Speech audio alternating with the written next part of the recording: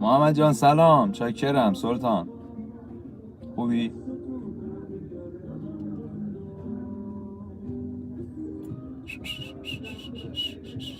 نوکرتم محمد مهرابی، چه خبر؟ چطوری پسر؟ نوکرم. بکوب دکمه یه لایک و دکمه سابسکرایب و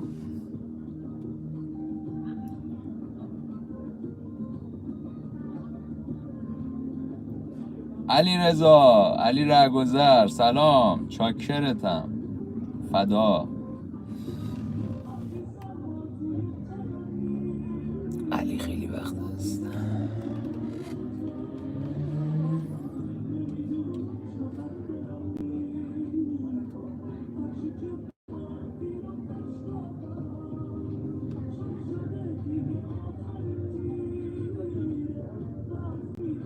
مرسی محمد، انشالله همیشه خوب باشی سلطان، انشالله همیشه با عشق و نشاط و همه چیت میزون و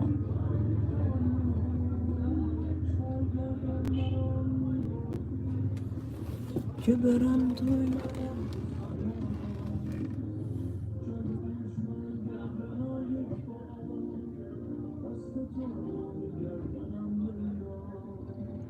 شالگردن برام میبافی.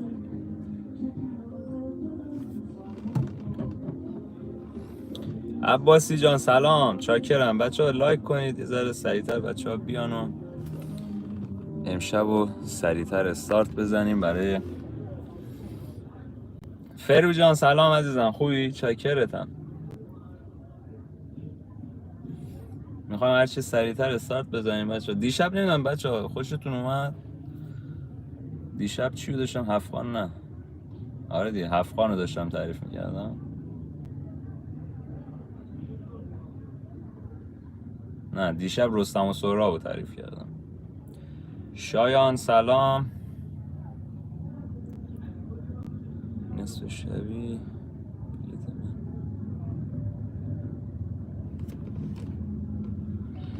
نوش جونت کاکاشی جان.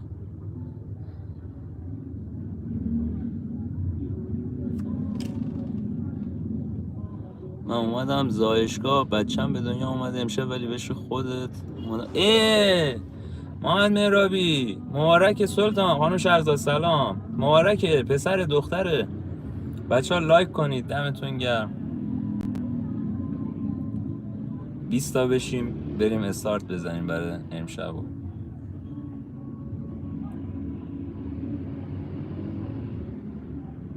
محمد مهرابی بابا شده، ایوه. انشالله که سالم و سلامت و خوش قدمه 100%. دختره داداش، تبریک میگم بهت. تو الان خوشبخت ترین آدمی تو این لحظه از نظر من. همیشه گفتم دیگه کسی که خدا بهش دختر میده خیلی دوستش داره که دختر بهش میده. باشه علی جان، یالا خودت جز قدیمی هایی، ولی خب الان میخوای چیکار کنی زیبا؟ کوین جان من داستان سیاوش و سوداور رو میخوام براتون تعریف کنم، مثلا ماجرای سیاوش و شاهنامه فردوسی. خب گل کشیدی رضا پهلوی؟ چرا فکر میکنی گل کشیدم؟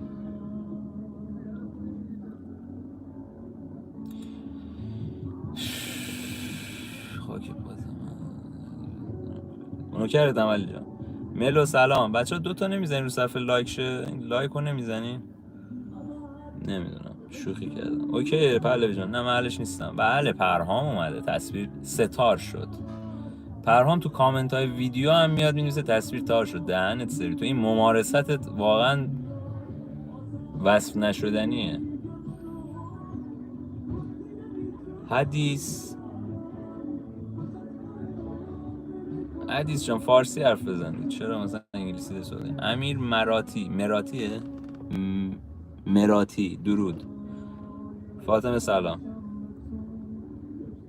مرسی ملو جان. هر کی اومد بی زحمت وقتی من دارم تعریف میکنم دیگه کامنت ها رو نمیخونم، هر کی اومد شما اول پرسی بکن، یه خوش آمد بهش بگو، چون میان سلام میگن، شما هم درگیر خودتونین یا درگیر داستانین. یکی دو نفر حداقل حواسشون باشه. دمتون گرم، لطف میکنی به من البته.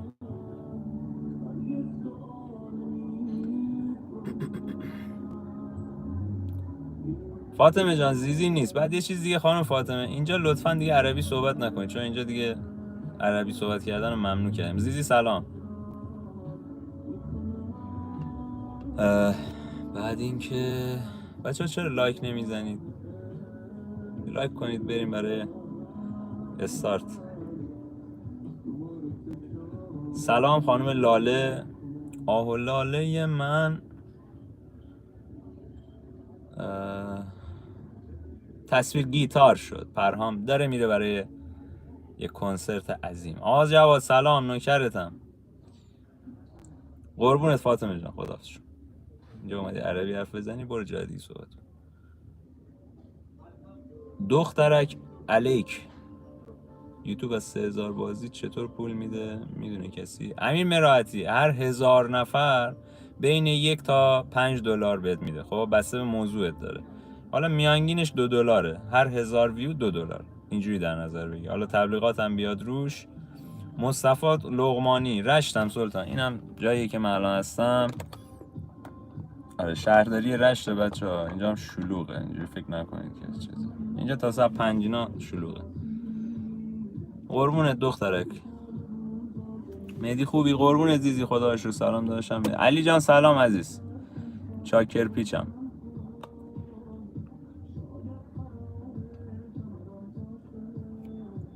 رشت تنها شهریه که شباش هم شلوغه. آره دیشب اتفاقا یه عزیزی اومده بود، مثل اینکه از آمریکا اومده بود، مهمون رفیقام بود. میگفتش که اصلا من باورم نمیشه همه جا رفته. آره الی زندگی میکرد، بعد روسیه رفته، اروپا رفته، شهرهای ایران همه جا رفته. دکتر بود چیز میذاشت، کنگره روانشناسی اینا میذاشت. میگفت بهترین شهری که من تا الان دیدم رشته و همه جا اینو گفتم.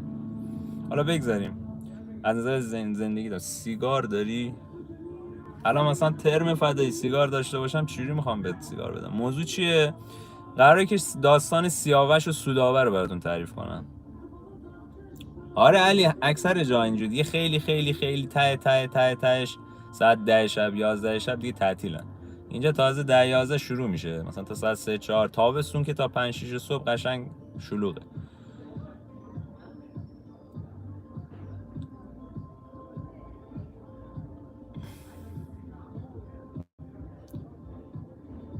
آره فاطمه جان اینجا نمیتونی عربی صحبت کنی، جای دیگه راحتی برو همونجا دورت بگردم. مازی کجاست؟ مازی اونوره. بذارم میتونم زوم کنم روش. اینا این مازی اینا داره چای میده.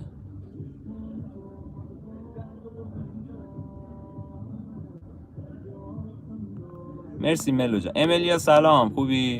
بچه ها بریم برای استارت. 2 تا بزنین رو صفحه، حواستون باشه کسی جدید میاد سلامی میگه حرفی میزنه، بجز بیادبی چیزی رو پاک نکنید. آره داستان شروع کنیم بریم.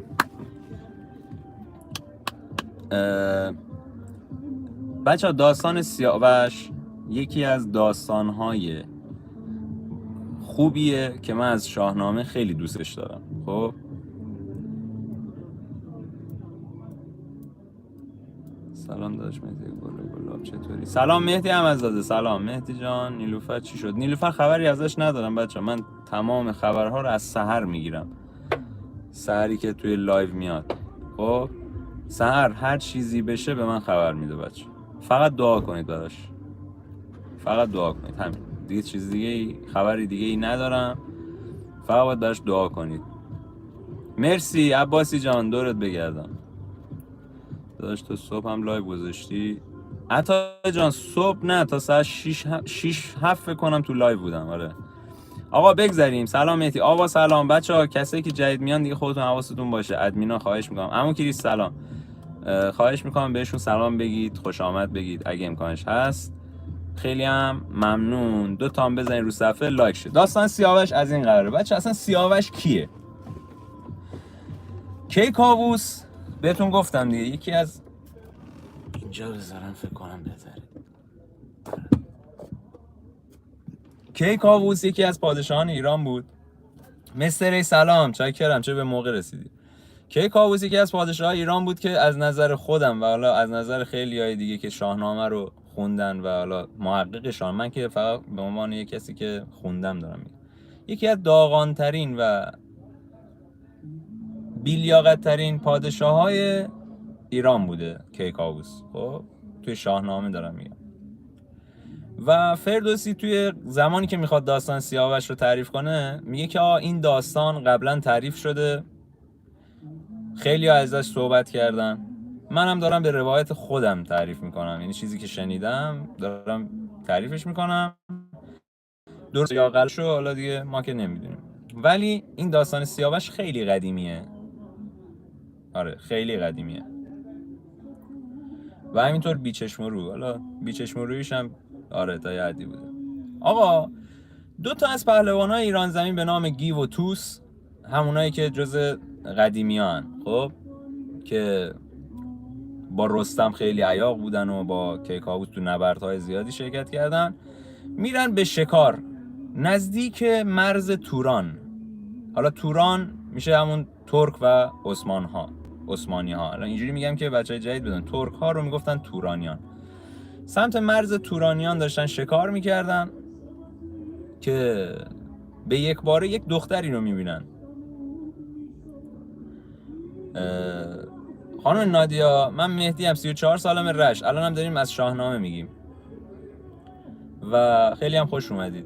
آره گیو و توس داشتن شکار میکردن، یهو میرن یک دختری زیبارو خیلی زیبا ظاهر میشه، یعنی ظاهر میشه که میبیننش دیگه، یهو دارن میرن میبینن یه دختر پیاده داره میاد.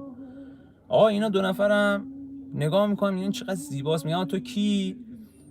اونجا یه بیوگرافی از خودش میده، میگه آقا من دختریم از تبار توران، از سمت مادری به فریدون، از سمت پدری به گرسیور یا کرسیوز، میشه داداش اسفندیار.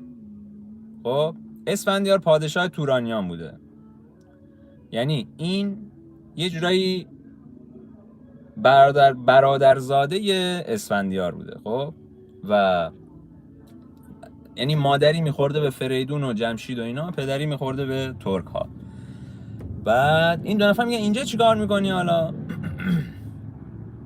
میگه که من پدرم ما رو میزده، اذیت میکرده، حالا برخورد خوبی نداشته، من فرار کردم، پدرم حاکم یکی از شهرهای تورانه و من فرار کردم. میگه خوشت پیاده ای مگه میشه این همین راه؟ میگه نه با اسبم فرار کردم، اسبم وسط راه از تشنگی مرد، خودم هم پیاده تا اینجا خودم رو تونستم برسونم و اگه پدرم بفهمه، یعنی دیگه الان تقریبا فهمیده که من فرار کردم، 100% یه لشکری میفرسته که دنبالم بیان و منو پیدا کنم، من میخوام از اونجا فرار کنم.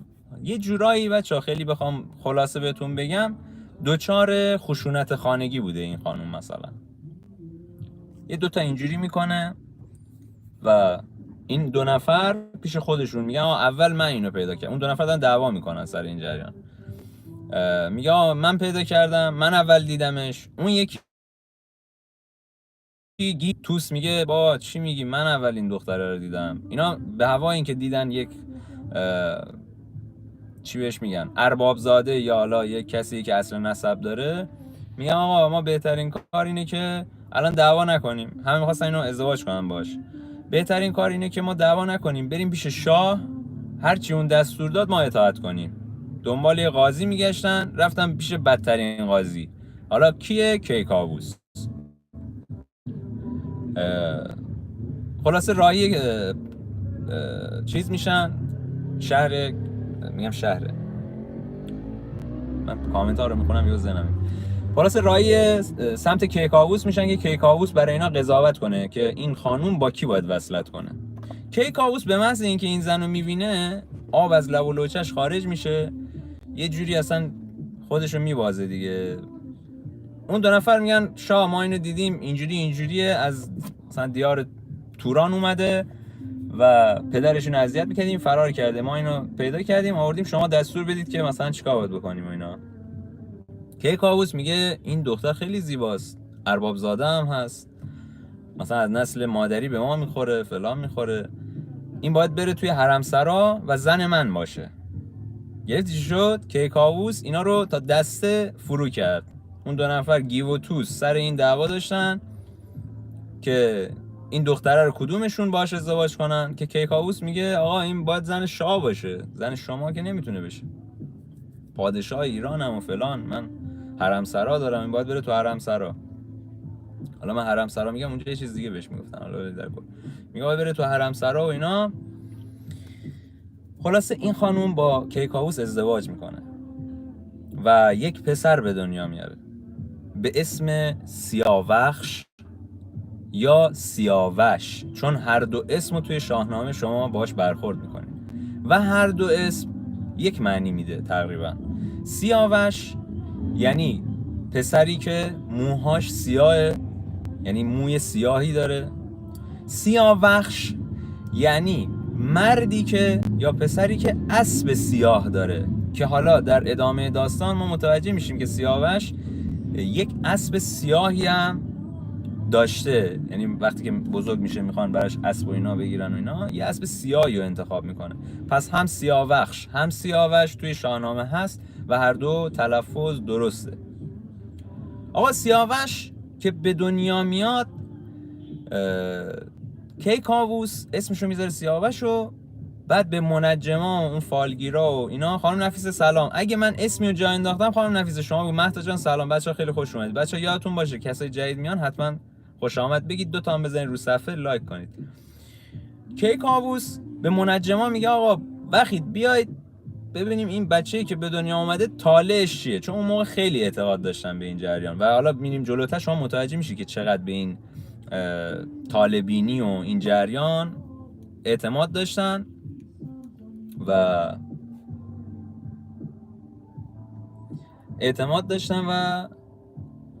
ازش استفاده میکردن. که طالبینا میان و حالا منجما میان نگاه میکنن و فلان، میگن آقا این بچه سیاوشه طالع خیلی بدی داره، یعنی قمر در عقرب طالعش، این اصلا یه جریان عجیب و غریبی قراره بهش اتفاق بیفته، چیز خوبی ما تو طالعش نمیبینیم.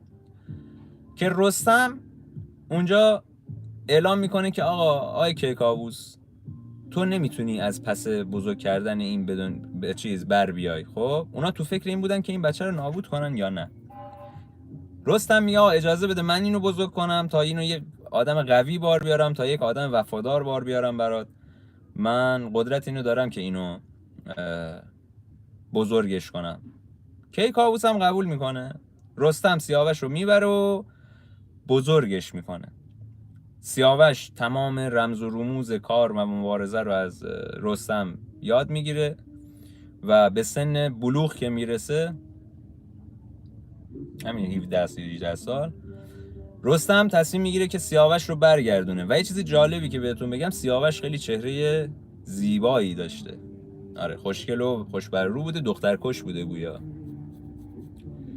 رستم به کیکاووس اعلام میکنه که آقا دیگه این آقا الان بزرگ شده، میخوایم بیاریمش توی مثلا کاخ پادشاهی و دیگه بیاد اونجا و کارهای چی میگن حالا بچت دیگه، بیاد اونجا سکان رو بعد کم کم بگیره دستش.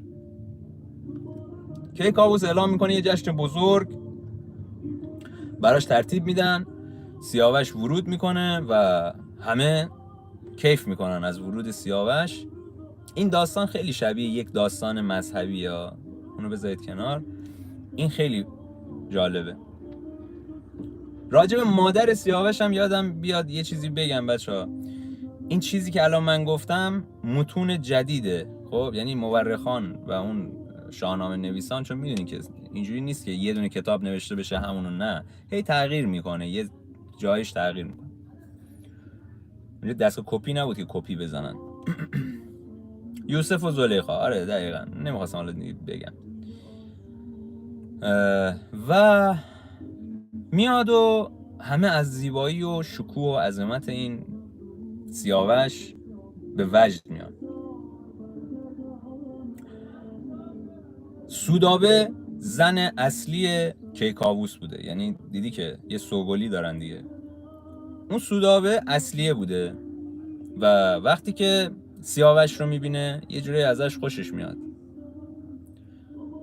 وقتی سیاوش اومد و همه دیدن و حالا بزم و شادی کردن و اینا و کیکاووس ازش تعریف کرد و مثلا یلی آفرین خوبی و اینا، دست در نکنه رستم، اینا میرن بیرون.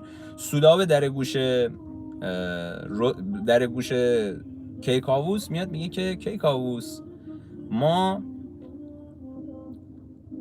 باید یه کاری بکنیم. میگه چیکار بکنیم؟ یا این سیاوش پسرته و دختران و زنان مثلا دربار خیلی دوست دارم ببیننش از نزدیک، اینو دعوت کن به حرمسرا که بیاد تو حرمسرا همه ببیننش، خیلی دوست دارم باهاش چیز کنن، چی بهش میگن، معاشرت کنن، از این صحبت ها، بیاد و ما ببینیمش. اینا که کاووس هم احمقه دیگه، گاوه.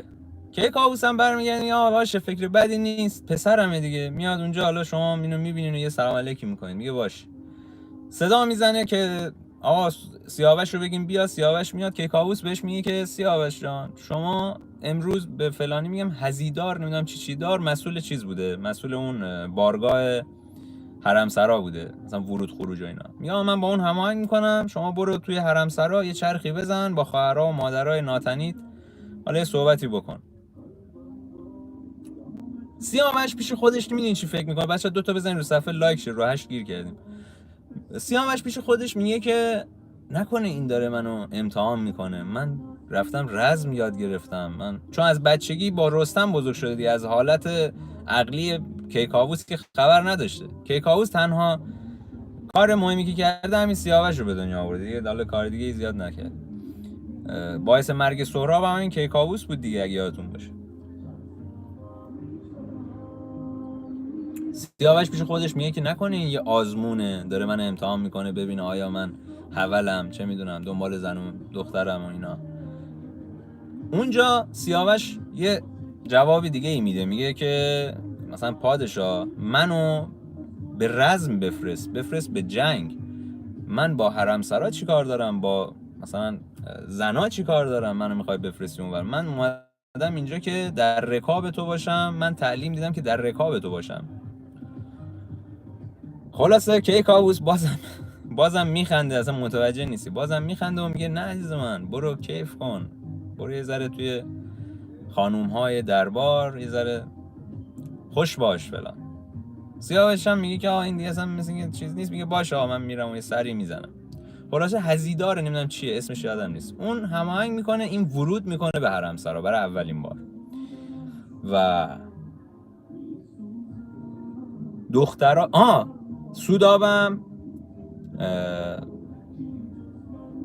سودابم به این کیکاووس میگه که به نظر من پسرت خیلی پسر خوب و مثلا خوشبر و رو و با اصالتیه، به نظر من پسرت با یکی از خواهرای ناتنیش، یعنی دخترای خودت، ازدواج کنه که این توی دربار بمونه، وگرنه برادرات، چون 2 تا برادر داره دیگه، وگرنه برادرات به دخترای اونا باید برن مثلا ازدواج کنن با این. خب این یک ژن برتره دیگه، پسر شاهه. میگه تو کاری کن که این اینجا بمونه، تو دربار بمونه. که کیکاووس هم اینو قبول میکنه و اون حس احمقی و چی میگن حماقتشه دیگه، چون میگه برادرام چرا باید مثلا بیان با پسر من وصلت کنن که بعد مثلا یه جوری طلبکار باشن، باید همینجا بمونه. میره و بعد بهش میگه تو اونجا برو، از بین خواهرات هم یکی رو انتخاب کن. من خلاصه دارم میگم چون یه بار رفته اومده. میگه برو از بین این خواهرای ناتنید یکی رو انتخاب کن، دخترای سودابه یکی رو انتخاب کن و ازدواج هم باید بکنید. یا سیاوش میره، از خجالت سرش پایین بوده، اصلا نگاه نمی‌کرده. دخترها میان خیلی با ذوق وای میستن. سودابه بغلش واسطه، این روبنده داره، از این چیزای توری داره. سودابه برمیگرده که سیاوش نگاه کن، این دخترای زیبا همه مثل ماه میمونن، یکی رو انتخاب کن به عنوان همسری. که سیاوش اونجا توی ذهنش میگه آقا سودابه رو چون میشناخته دیگه، از پدری میخوره به تورانیان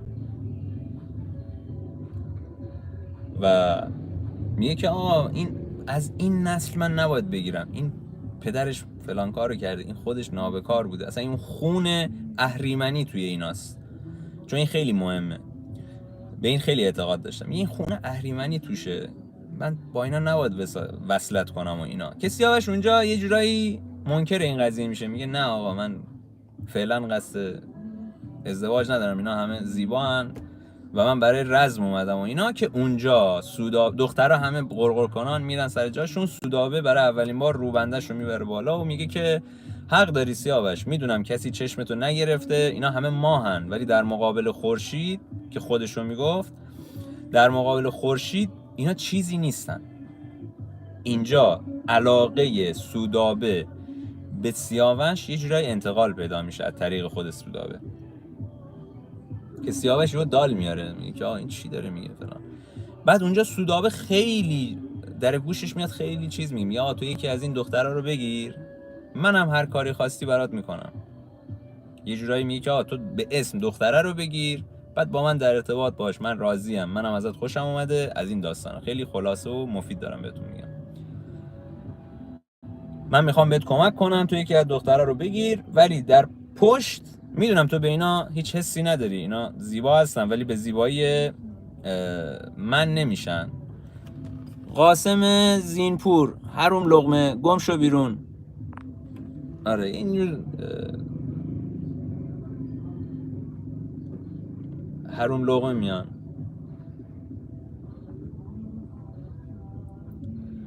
بعد این که سلاطینی، سیاوش پیش خودش فکر میکنه، میگه من الان اینجا بخوام رد کنم این جریانو، خب امکان داره سودابه به خاطر اینکه این حرفو به من زده زیرابمو بزنه، دهن منو سرویس کنن، چون میدونست مکر و نیرنگ داره دیگه، طایفش چجور آدماین. یه جورایی میگه آقا چاکرم، یه جورایی میگه که آقا باشه من ازدواج میکنم ولی خب باید انتخاب کنم و اینا. از اونجا میاد بیرون. سودابه شبش دوباره سیاوش رو فرا میخونه. اینجا قضیه خیلی مهمه. دوباره سیاوش رو فرا میخونه. سیاوش میره توی اتاق سودابه، میره رو تخت دراز کشیده و بلند میشه، میگه که خب سیاوش جان من آمادم آقا، استارتو بزنیم. خیلی روک و راست. آقا من بهت علاقه دارم و حاضرم باهات باشم و از این داستانا. اون جریان ازدواجم تو یکی انتخاب کن، ولی من هستم دیگه، در کنارت هستم. که سیاوش اونجا خیلی خشمگین میشه، میگه که من هرگز به پدرم خیانت نمیکنم، تو منو برداشتی آوردی اینجا که اینو بهم بگی، من این کارو نمیکنم.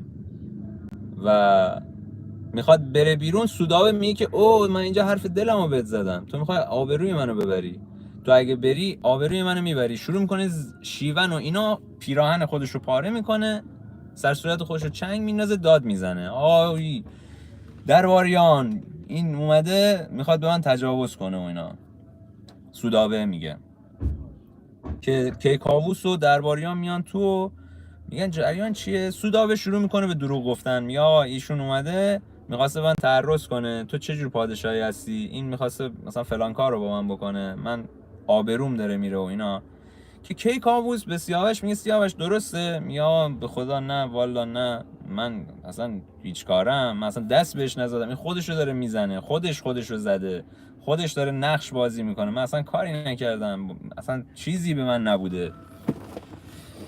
کیکاووس خب قیافه سیاوش رو میبینه، زنش رو میبینه. کیکاووس یه عشق عمیقی به سودابه داشته سر جریان جنگ همایان یعنی چیزی.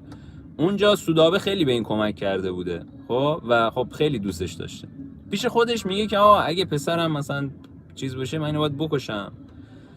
سودابه اونجا داد میزنه باید اینو اعدام کنید، باید اینو فلان کنید. که قربونت برم.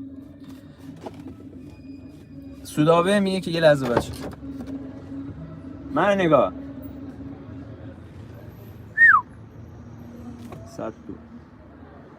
ساعت دو که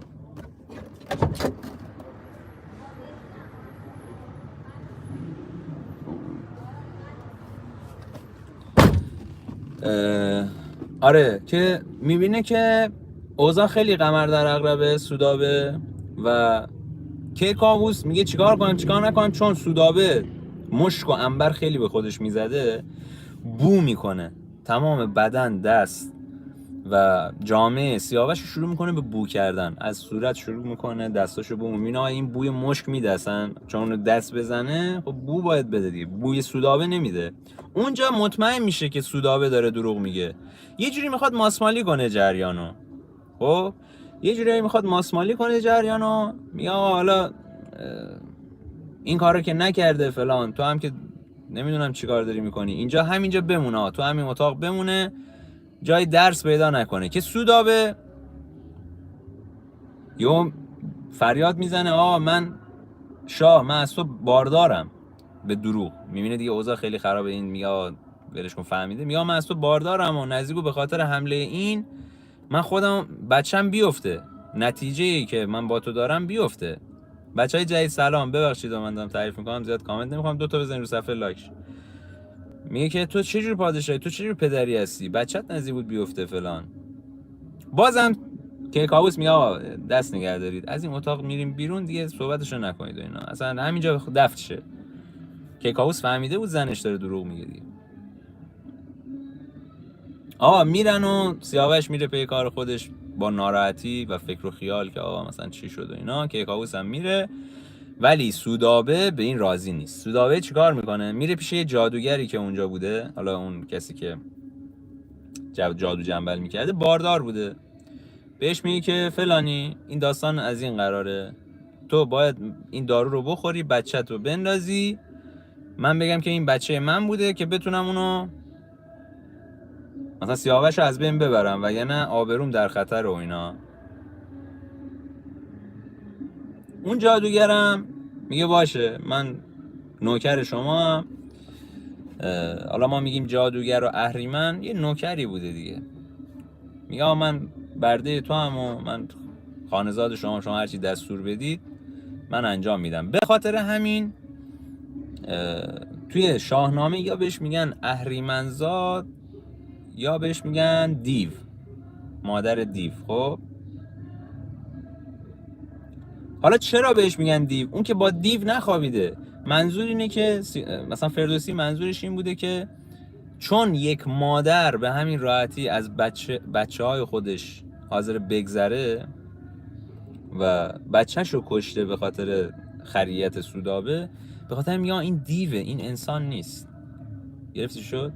خلاصه این میخوره و شب بچه میفته تو تشت و 2 تا بچه بوده، اون مادر 2 قلو هم داشته، نه مادر فولاد زره نیست.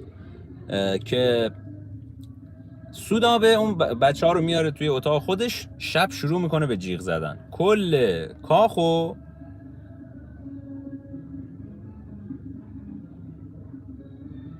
مرسی سامان جان، کل کاخو میریزه سر خودش. دوباره کیکاووس میاد میگه چی شده دیگه، دوباره چیه داستان چیه، تو رسوا کردی منو، تو خسته کردی، من که همینجوری داغان هستم، تو هم شرف منو هی تپ و تپ داری میبری. میگه کیکاووس من بچم افتاد، دیدی من بهت نگفتم من حاملم، بچه من افتاده، الان میخوای چیکار کنی؟ تو باید این اعدام کنی اینو سیاوش رو، تو ولی این کارو نمی‌کنی، برای چی؟ کیکاووس اونجا شک میکنه چون مطمئن بوده که کار سیاوش نیست دیگه. چی میگه؟ اون منجمه و کسایی که جادو جنبل بردن و فلان اونا رو صدا میزنه، میگه آقا من میدونم که مثلا من شک دارم این جریانو، این ببین این نطفه منه، این بچه‌ای که الان به دنیا اومده بچه منه یا نه. که اونا در جواب میرن، حالا ستاره ها رو نگاه میکنن، حالا چیکار میکنن، در جواب میان بهش میگن که آقای کیکاووس این بچه های تو نیستن. حالا دلیلش چیه؟ دلیل اونا چی بوده؟ دلیلش این بوده که میگه آقا زمانی که یک شاهزاده میخواد به دنیا بیاد، توی آسمون نشانه هایی به وجود میاد. میدونی چی میگم؟ قمر به ما چیزا میگه، آسمون، کهکشان یه نشانه هایی میدن که آقا یه ستاره داره میاد، یعنی یک شاهزاده داره میاد. اینا بچه های تو نیستن. حالا دلیل اونا بوده دیگه. که دوباره اینجا کیکاووس مطمئن میشه از این جریان. و میاد سودابه رو صدا میزنه، میگه بعد میرن اون چیز زنه رو پیدا میکنن که بچه رو سخت کرده. اون زنه هم میگه تو مقصری؟ میگه من مقصر نیستم، مثلا اون اینو گفته، من بچه منو اون انداخته، گفته که من بگم مثلا بچه خودشه، نوکرشون بوده دیگه. که کیکاووس اینا رو میاره، هم منجما رو میاره، هم اون زنه رو میاره، میگه که آقا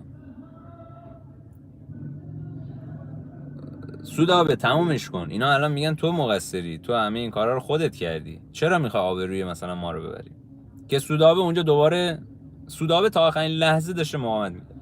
سودابه اونجا دوباره مینیشی، میگه که آقا اینا از ترس دارن دروغ میگن، از ترس سیاوش. حالا چرا از ترس سیاوش؟ به خاطر اینکه رستم پشت سیاوشه، رستمی که یه لشکر حریفش نیست. اینا میدونن اگه بر ضد این بخوان حرفی بزنن، رستم دمار از روزگار اینا در میاره، همشونو میکشه. اینا دارن از ترس اینو میگن، با گریه و زاری خودشون میزنه به اون را دیگه. که دوباره کیکاووس اونجا گول نمیخوره، خدا رو شکر برای اولین بار کیکاووس اونجا گول نمیخوره، میگه تو داری دروغ میگی.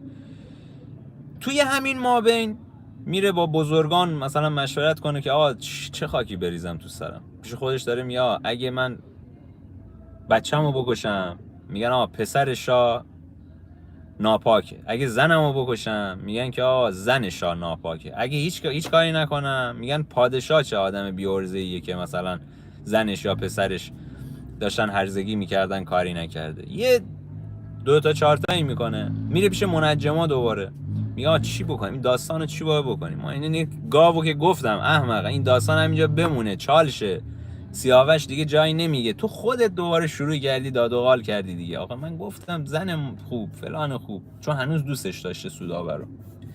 یا مثلا چی باید بکنیم؟ منجما میدین چی میگن؟ میگن آقا شما تنها راهی که داری که ثابت بشه کی گناهکاره کی نیست، اینی که این اشخاص از آتش عبور کنن. گرفتی شد؟ اینه که از آتش عبور کنن. حالا بذارم ببینم این چی میگه. خفه شو یک تا خانم، گم شو برو بیرون، سیکتیر گوسفند، گم شو. من نیست عرب پربی چی هستی، گم شو برو بیرون. عرب ایران نه، عرب مثلا چیز. گم شو حمال. شما فرق لیلی و مجنون رو نمیدین، اصلا نمیدین شاهنامه رو کی نوشته. گوسفند. بعد دم از ایرانی بودن میزنن. ببخشید بچه. آقا میگه باید تنها کاری که باید بکنیم اینه، بچه‌ها خوش آمد دیگه خودتون بگین. تنها کاری که باید بکنیم اینه که این 2 نفر رو از آتش رد کنیم. هر کی که گناهی نکرده سالم از آتش میاد بیرون.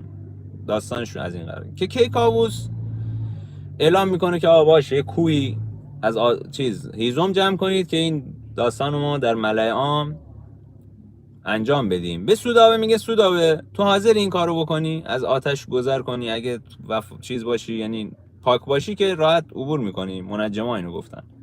سودابه اونجا دوباره گریه زاری میکنه، وای کیکاووس تو منو بدبخت کردی، من 2 تا بچه از دست دادم، یعنی این کافی نیست بازم میخوای منو از آتش رد کنی فلان، یعنی داغ این کمه؟ من بعضی کافی داغ دیدم، حالا دیگه از آتشم عبور کنم. به سیاوش میگه سیاوش تو نظرت چیه؟ میگه پدر عزیز بزرگ، تو این کاری که با من شما کردین توی این مدت کوتاه چند روزی که اومدم، من حاضرم آتش دوزخ رو ببینم. حالا این که چیزی نیست. آره آتش دوزخ رو حاضرم ببینم، یعنی برم تو دل آتش دوزخ، اون اصلا برای من خیلی بهتره. حالا این که چیزی داستانی نیست که. خلاصه اعلام میکنن که این کور رو آتش بزن، یه غیر نفت و اینا میریزن، آتیش میزنن.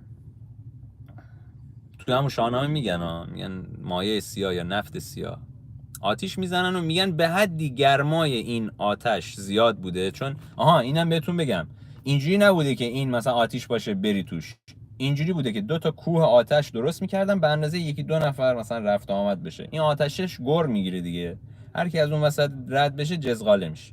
میگه به حدی این کوه آتش زیاد بود و گرمای شدیدی داشت که تمام گیاهان اطرافش تا چند متری سوخته بودن، انقدر گرما داشت. یعنی غیر ممکن بوده اگه یه نفر از کنارش رد بشه نسوزه.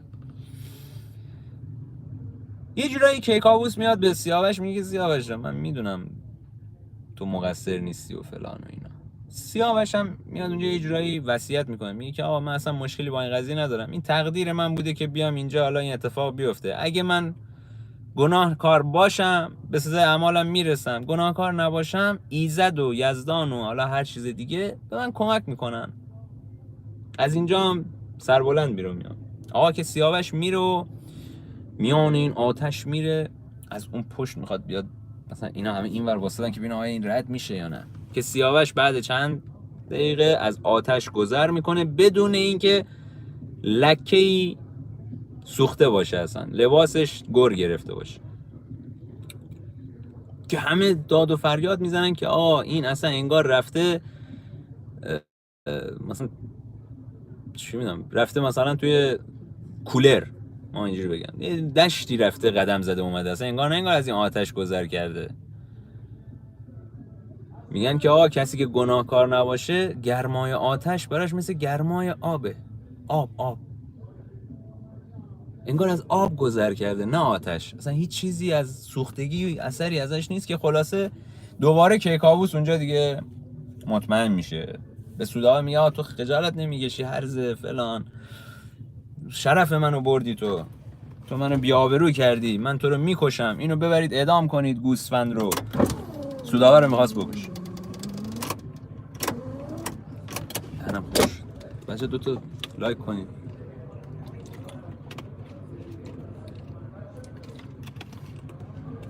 که سودابه اونجا بازم دستبردار نبوده. سودابه برمیگرده میگه که کیکاووس این زیر دست پسر زال بوده، رستم. همونطوری که هممون میدونیم زال وقتی به دنیا اومد و سیمرغ بردش بزرگش کرد و حالا دوباره اومد پسش بده به سام، برگشت گفتش که جادو جنبل رو بهش یاد داد دیگه، پر سیمرغ و اینا بهش داده بود دیگه، جادو رو بهش یاد داد. میگه این از طریق جادو از این گذر کرده و یعنی اینکه گناهکاره، من گناهکار نیستم. دوباره اینجا که میزنه زیر همه چی به قول معروف هاشا میکنه، رنگ سفید نشان میده از سر درون، از این حرفا دیگه.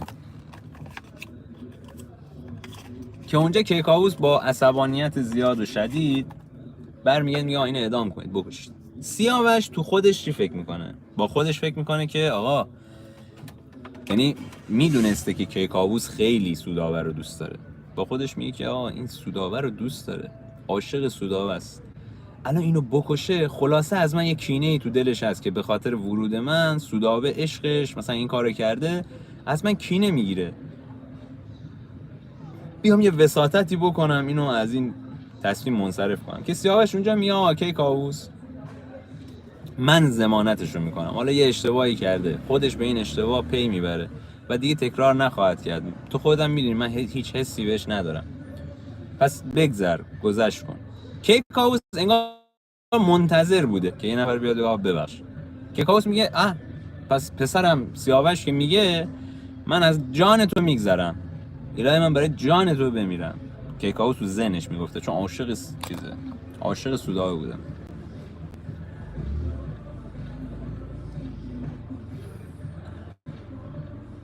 اینجا 2 تا سوال پیش، این داستان همینجا تموم میشه، یعنی این مقطع همین قسم بخش تموم میشه که سودابه معلوم میشه که گناهکاره، سیاوش هم معلوم میشه بیگناهه، یه ذره شبیه یوسف و زلیخا بوده ولی با یه سری نقطه های مشترک، آتش و اینا اونا انداختن فلان ابراهیم و اونا.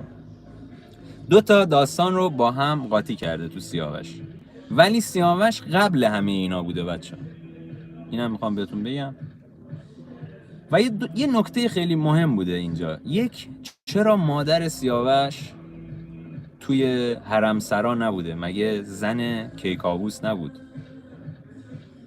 این سوال خیلی بزرگه که توی نوشته‌های قدیمی که مورخا یا حالا اون شاهنامه خانها بهش چیز کردن پی برده بودن، اینه که سودابه همون مادر سیاوش بوده و عشق مادر به فرزند یه ذره غیر قابل هضم بوده برای خیلیا و اومدن به مرور این خانوم رو که بهتون گفتم وسط دشت گیو و توس اینو دیدن و آوردن، به مرور اینو اضافه کردن که یکم از بار این جریان کم کنن و دیگه هم بهش نپرداختن، اصلا دیگه براشون مهم نبوده. یه عده هم میگن که نه، حالا اون دیگه با خودتونه، ولی در اصل قضیه چیزی فرق نمیکنه که یارو مثلا عاشق شده بوده، حالا واسه خودشو یه جورایی بچسبونه به سیاوش و بعد سیاوش رو گناهکار کرده. و الان میخوایم بریم برای ادامه داستان، چون همین زمان که این اتفاقات داشته میافتاده و حالا درگیر سودابه و سیاوش یا سیاوخش داشتیم صحبت میکردیم، اونور اسفندیار افراسیاب دوباره لشکرکشی میکنه به سمت ایران.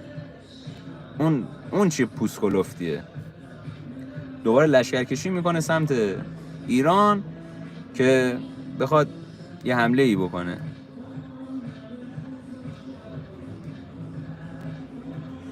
آره دیگه خانم نفیسه، از اول گفتم. آره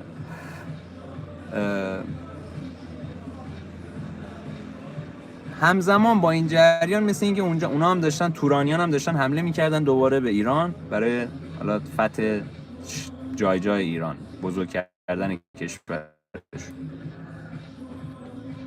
که کیکاووس و همین سیاوش و گیو و توس و اینا همه مونده بودن آقا چی باید بکنیم، که سیاوش به پدرش میگه پدر اینجا که دیگه اوضاع ذره قمر عقرب هست، اینم که این داستانم پیش اومده، بذار من برم، بذار من سپاه تو من ببرم، من برم به جنگ تورانیان.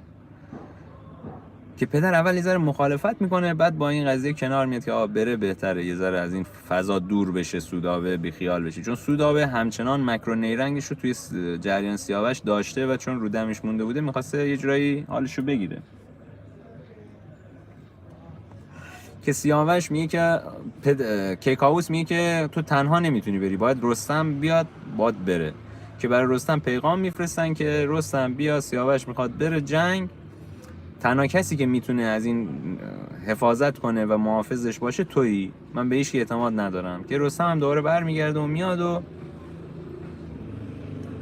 به همراه سیاوش میرن سمت مرز توران، چون اونا هم رود چی بود؟ رود چی بود؟ به مرز ایران و توران یه رود بوده، اسم اون روده چیه؟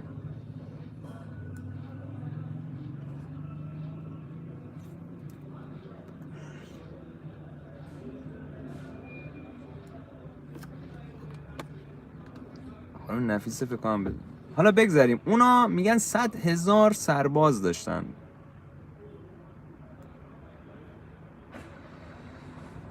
اه 100,000 سرباز داشتن، سواره داشتن، حالا پیاده نظام نه، سواره 100,000 نفر بودن.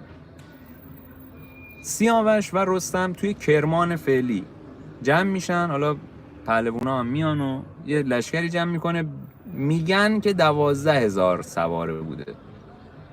خب فکر کن 12,000 سوار در مقابل 100,000.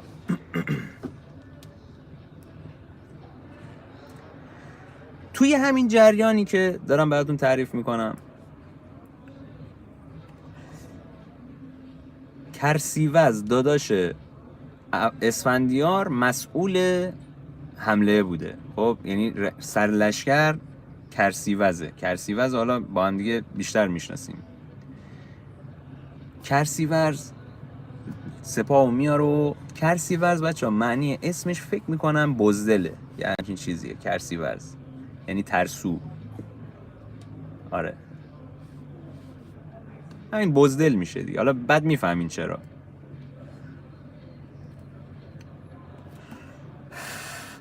بدم بالا. اون روده هم یادم نمیاد دجله بود، نه دجله که این ورک یه رودی هست مرز توران و ایران، حالا اون روده رو یادم نیست. بگذاریم آقا. از کرمان اینا 12,000 سوار و پیاده و اینا جمع میکنن، میرن سمت مرز. اونجا یک مبارزه‌ای با تورانیان دارن حمله میکنن که ایرانو بگیرن. کرسیورزم رئیسشونه، داداش اسفندیاره، افراسیاب گفتم افراسیاب، آره. اینا یک جنگ و نبردی اونجا دارن. خب یه جنگ و نبردی دارن که سیاوش اونجا شکست میده. سیاوش و رستم اونجا شکست میخورن تورانیان. حالا چجوری شکست میخورن؟ اون یکی میفرسته، این هم یکی میفرسته، مبارزه میکنن، تمام میشه، اینا عقب نشینی میکنن. تورانیان عقب نشینی میکنن، کرسیورز میره پیش اسفندیار، افراسیاب، میشه اسفندیار میره پیش افراسیاب، میگه آقا اینا ما رو شکست دادن. افراسیاب خیلی خشمگین میشه، میگه آقا شما 100,000 نفر بودیم، مگه میشه شما چجوری شکست خوردین از اینا؟ اونجا کرسیوز دروغ میگه که آقا اونا به ازای هر یه نفر ما اونا 50 نفر بودن، یعنی 12,000 نفر رو تبدیل میکنه به چقدر؟ برای اینکه افراسیاب عصبانی نشه و برادرشو نکشه، چون افراسیاب منوچهر داداش خودشو کشته بوده، یه ذره میترسیده از این جریان، به خاطر اینکه خودشو مبرا کنه میگه به ازای هر یه نفر ما 50 نفر اومده بودن. که افراسیاب میگه که آقا باشه بیا حالا یه ذره فکر و خیال بکنیم، فکر کنیم ببینیم چیکار کنیم. حالا توی همین زمان رستم و سیاوش و گیو و بقیه توس اینجا واسادن که اینا حمله نکنن. اینا که عقب نشینی میکنن، رستم و سیاوش یک نامه میزنن به کیکاووس، که کیکاووس ما پیروز شدیم، اینا عقب نشینی کردن، چیکار کنیم؟ حمله کنیم یا نه؟ کیکاووس احمق، میخوام این خریتش رو بهتون ثابت کنم. کاسرود، نه این اسم دیگه‌ش هم بود. کیکاووس احمق برمیگرده به اینا پیام میده که آقا حمله نکنید، آتو دستشون ندید، بذارید اونا حمله کنن، یعنی بهانه به این باشه که اونا اول حمله کردن، شما سر جاتون بمونید، بعد که اونا حمله کردن شما حمله کنید. که رستم و سیاوش میگن باشه آقا ما دیگه حمله نمی‌کنیم، اونا که عقب نشینی کردن، ما هم همینجا میمونیم، اگه حمله شد ما بهشون حمله میکنیم و حالا دیگه میریم داخل کشور. بخارا نمیدونم چی اونا گرفته بودن دیگه، همین ایرانیا گرفته بودن. سیاوش همون شبی که کرسیورز میاد و این داستانو میگه، همون شب به خواب میره و یک خوابی میبینه و خیلی پریشان از خواب بیدار میشه و داد و بیداد میکنه. تمام کاخ توران میرن اونجا، میگن چی شده شاه؟ کرسیورز میاد میگه که چیه افراسیاب، چی شده؟ افراسیاب برمیگرده میگه که آقا من یه خوابی دیدم، خواب خیلی ترسناکی دیدم، میخوام ببینم معنیش چی میشه. میگه چیه؟ چه خوابی دیدیم؟ یا خواب دیدم توی دشتی هم پر مار، بالا سرم پر عقاب و داریم مبارزه میکنیم و من شکست خوردم توسط کیکاووس. اما نه این کیکاووس مثلا بچه 15 سال 14 سال، یه کیکاووس کوچیک منو کشت. این تعبیرش چی میشه؟ حالا کیکاووس کیه؟ شما هم فکر میکنید الان اولین گزینه سیاوشه. سیاوش هم خب اون موقع 20 سال داشته دیگه اصلا بچه نبوده که. منجما میان، اونایی که تعبیر خواب میکنن چون از این داستان یه ذره ترسیده بودن، برمیگردن بهش میگن که افراسیاب ما این داستان رو بهت میگیم ولی امان نامه بده، نه اینجا ما رو بکشی سر این که خواب دیدی، خواب چرت و پرت دیدی، ما رو نکشی.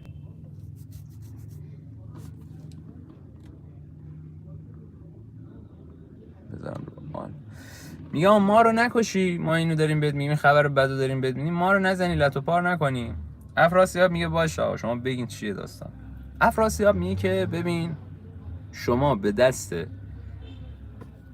یکی از نوادگان کیکاووس کشته میشی، این جنگی که الان راه افتاده اصلا به صلاح نیست، اگه بری شکست بدی سیاوش رو، خب ایرانیا حمله میکنن میکشنت،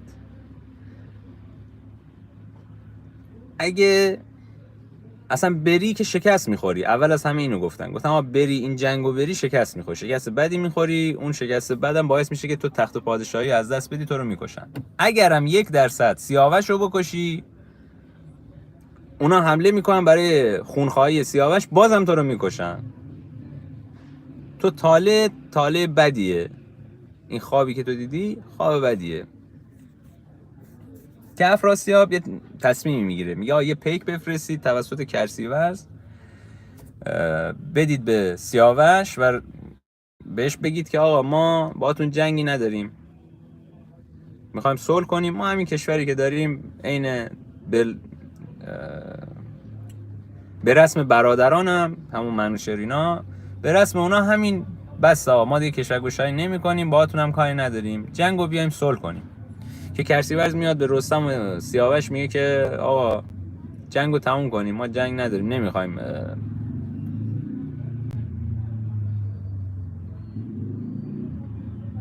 جیهون آفرین، مرسی مستر جیهون یادم رفته بود چون خیلی وقت چیز کردم. الان بعضی جام جا انداختم به خاطر اینکه خیلی وقت.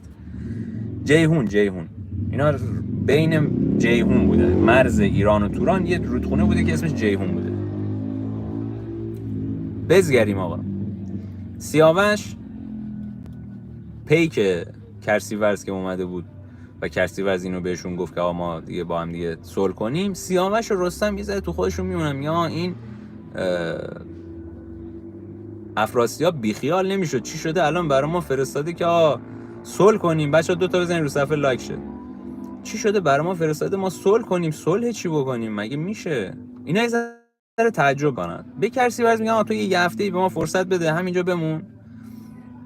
ببخشید خانم شهرزاد من یه لحظه دیدم، معذرت میخوام. کامنت ها رو میخونم یهو ذهنم میپره. میگن یه هفته اینجا بمون، ما جوابت میدیم، بعد تو ببر به افراسیاب بده.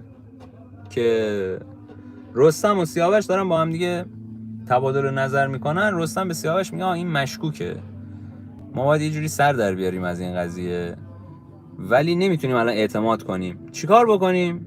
سیاوش میگه چیکار کنیم؟ یا ما میتونیم بهش بگیم 100 تا از همخونهای خودت، مثل بچه، نوه، عمو، برادرزاده، اینا رو به ما بده به عنوان اسیر، ما اینا رو نگه داریم که اگه تو بخوای کاری بکنی حداقل ما اینا رو بکشیم و اینا،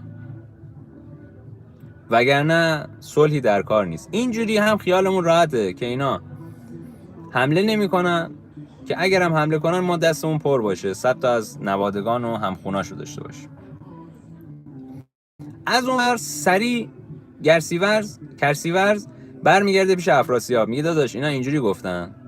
افراسیاب یه جوش میاره، میگه آقا 100 نفر، من کل خاندانمو بذارم کنار 80 نفرن، من 100 نفر رو بدم اونجا اینا بخوام بکشن، من دیگه نه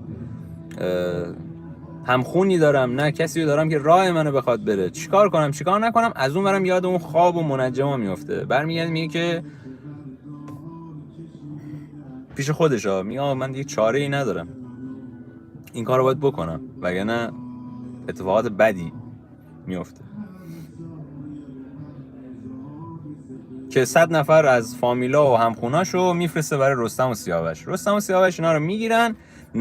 از این برد و پیروزی خیلی خوشحال بودن که ما همچین کاری کردیم، افراسیاب به اون بزرگی رو ما سر جاش نشوندیم و بهش گفتیم 100 نفر گروگان بده و اونم فرستاده، اصلا دیگه برده ما شده. این خبر رو به کیکاووس میدن.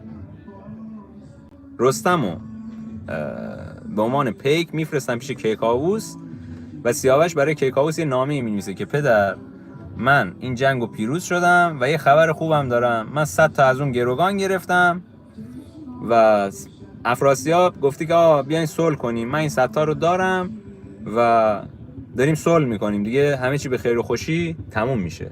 کیکاووس احمق، به خاطر میگم بچا احمقه،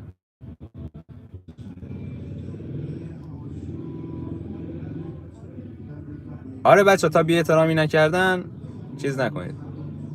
افراسیاب با مرام نبوده که، افراسیاب به خاطر خوابی که دیده بوده ترسیده بوده، به خاطر همین می‌خواسته صلح بشه، جنگی نشه، چون بهش گفته بودن اگه بری جنگ یا شکست می‌خوری، حتی اگه سیاوش هم بکشی اونا به خونخواهی سیاوش میان تو رو میکشن، در هر صورت تو نابود میشی تو این جنگ. که اون تصمیم میگیره صلح کنه. کیکاووس وقتی میفهمه که افراسیاب صلح کرده و 100 نفر رو فرستاده به عنوان گروگان، یا اینو جو میگیره. نمیدونم که مغز خر خورده این کیکاووس. همه چیز میتونست اینجا خوب پیش بره، ولی کیکاووس تصمیم میگیره که این صلح و این پیمان رو بشکنه. به رستم میگه رستم پسر من بچه بود، تو دیگه چرا؟ تو مثلا فلانی. افراسیاب به نظر همچین کاری میکنه؟ باید بکشیم، باید نابود کنیم، باید 100 نفر رو بفرستین اینجا، من گردنشون رو بزنم، شما هم حمله کنید توران رو بگیرید. رستم میگه بره تو خلی، تو دیوانه‌ای، تو مشنگی. اینا که عقب نشینی کرده بودن، ما بهت پیام دادیم که آقا اینا عقب نشینی کردن، ما بریم نریم، تو گفتی آقا تو بمون، بهانه نده دست اینا. الان چی شده؟ میگه آقا برو حمله کن، برو اینا رو بکش. میخوای پسرتو بدنام کنی؟ پسرت تعهد نامه داده اونجا، پسرت متعهده، من متعهدم، تو میخوای ما رو خراب کنی به خاطر چی؟ تو مشنگی، تو خلی. دوباره اینا با هم دیگه میزنن به تیپ و تار هم. رستم قهر میکنه میره. یا میام من نیستم، شما هر کاری میخوای بکنید، من نیستم. بچه‌ها سلام، من نمیتونم پیام بخونم ذهنم درگیر میشه. رستم قهر میکنه و میره. میگم من نمیرم، نمیگم آقا به من چه ربطی داره، هر چی میشه به من میگین. مثلا سیاوش هم اونجا خوشحال بوده. ای کاووس میگه برو فکش، من الان میدونم چیکار کنم. فکر کنم به گیو یا گودرز، نمیدونم یکی از اینا، میگه که برو به سیاوش یه پیامی میدم، تو ببر براش به عنوان پیک. اینم میبره. سیاوش پیامی که میخونه پیامش اینجوری بوده، خیلی تحقیرآمیز بوده. میگه که تو اهل نبرد نبودی از اول، انقدر با خانوم ها نشست و برخاست داشتی، مرد جنگ نیستی. تو چجوری این کارو کردی؟ تو چطور مثلا باشون پیمان بستی؟ تو باید حمله کنی و اون 100 نفرم برای من اعدامشون کنم. اگه نه، اگه خیلی دلت برای افراسیاب میسوزه و با افراسیابی، برگرد به کاخ. گیو خودش میره ترتیب کارو میده. آره گیو داره میاد یا گودرز داره میاد، اون خودش لشکر رو بهش بسپار، اون خودش حمله میکنه، تو هم برگرد پیش همین زنا بمون. سیاوش خیلی بهش بر میخوره. یکی این که این حرفو اینجوری بهش داده، دو این که پیمانشو میگه بشکن. سیاوش تصمیم میگیره که بچه‌ها خودشو بکشه، چون حاضر نبود که زیر بار این ننگ بره. یک، اگه پیمانشو بشکنه همه به عنوان کسی که پیمان شکنه میشناسنش. دو، اینکه 100 نفر گناهی نکردن، اونا رو میخواد بکشه. و از اونورم پدرش کیکاووس گفته باید بری و اینا. توی دورایی گیر میکنه، میخواد خودشو بکشه. یکی از این پهلوانا میره سراغش، میگه چیکار داری میکنی؟ نکن آقا، ولش کن، بیا خودت یه پیامی بده، یه جوری پدرتو راضی کن. میگه اون راضی نمیشه دیگه. میگه چیکار کنم؟ یا من یا باید خودمو بکشم یا همین که فرار کنم. به فلانی بگو بیاد این سربازا رو بگیره، من 100 نفر 200 نفر از اینا رو برمیدارم، میرم یه جای گم و گور میشم که نه دست افراسیاب به من برسه، نه دست کیکاووس به من برسه. از من خسته شدم آقا. من نمیتونم پیمان خودم، مرد مثلا با ایمان و اینجوری لوتی منش بود، چون با رستم بزرگ شده بود دیگه و نمیدونست پدرش انقدر احمقه. داره تازه متوجه میشه که کیکاووس چه خره.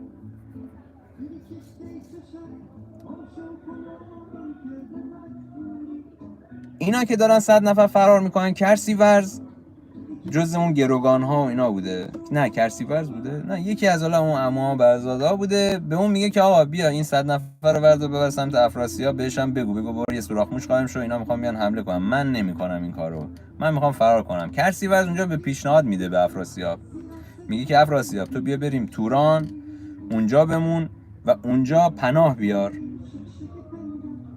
بیا اونجا افراسیاب هم آدم خوبی و اینا. که سیاوش میگه من دشمنشم، چجوری میتونه منو قبول کنه؟ میگه همین که تو این 100 نفر رو برگردونی، این جریان رو بشنوه که تو چقدر مرد خوبی هستی، 100% باد کنار میاد، اصلا مشکلی هم با این قضیه نداره که تو بخوای برگردی اینا. میگه باشو. لشکر رو تحویل میده، میاد کسی اومد، من دیگه دارم میره سمت توران، پناه میبره به افراسیاب. افراسیاب هم از این جریان که با خبر میشه، با کمال میل دعوتش میکنه داخل کاخ. و بهش میگه تو اینجا در امانی، هر چی بخوای اینجا هست، اوکیه. کرسیورز از این فرصت میخواد استفاده کنه، چون این پسر شاهه. بهش میگه که تو اینجا هم ازدواج کن، یک زن اختیار کن، بذار اینجا دیگه پاگیر بشی، قشنگ دیگه پدرت نتونه کاری بکنه. چون تو اگه بچه دار بشی، اون بچه میشه حاصل توران و ایران و توران، یعنی پادشاه ایران، پادشاه توران. این بچه میتونه ایران و توران رو سلطنت کنه، خب حاکم کل ایران و توران بشه و این جنگ ها و این درگیری ها تموم بشه.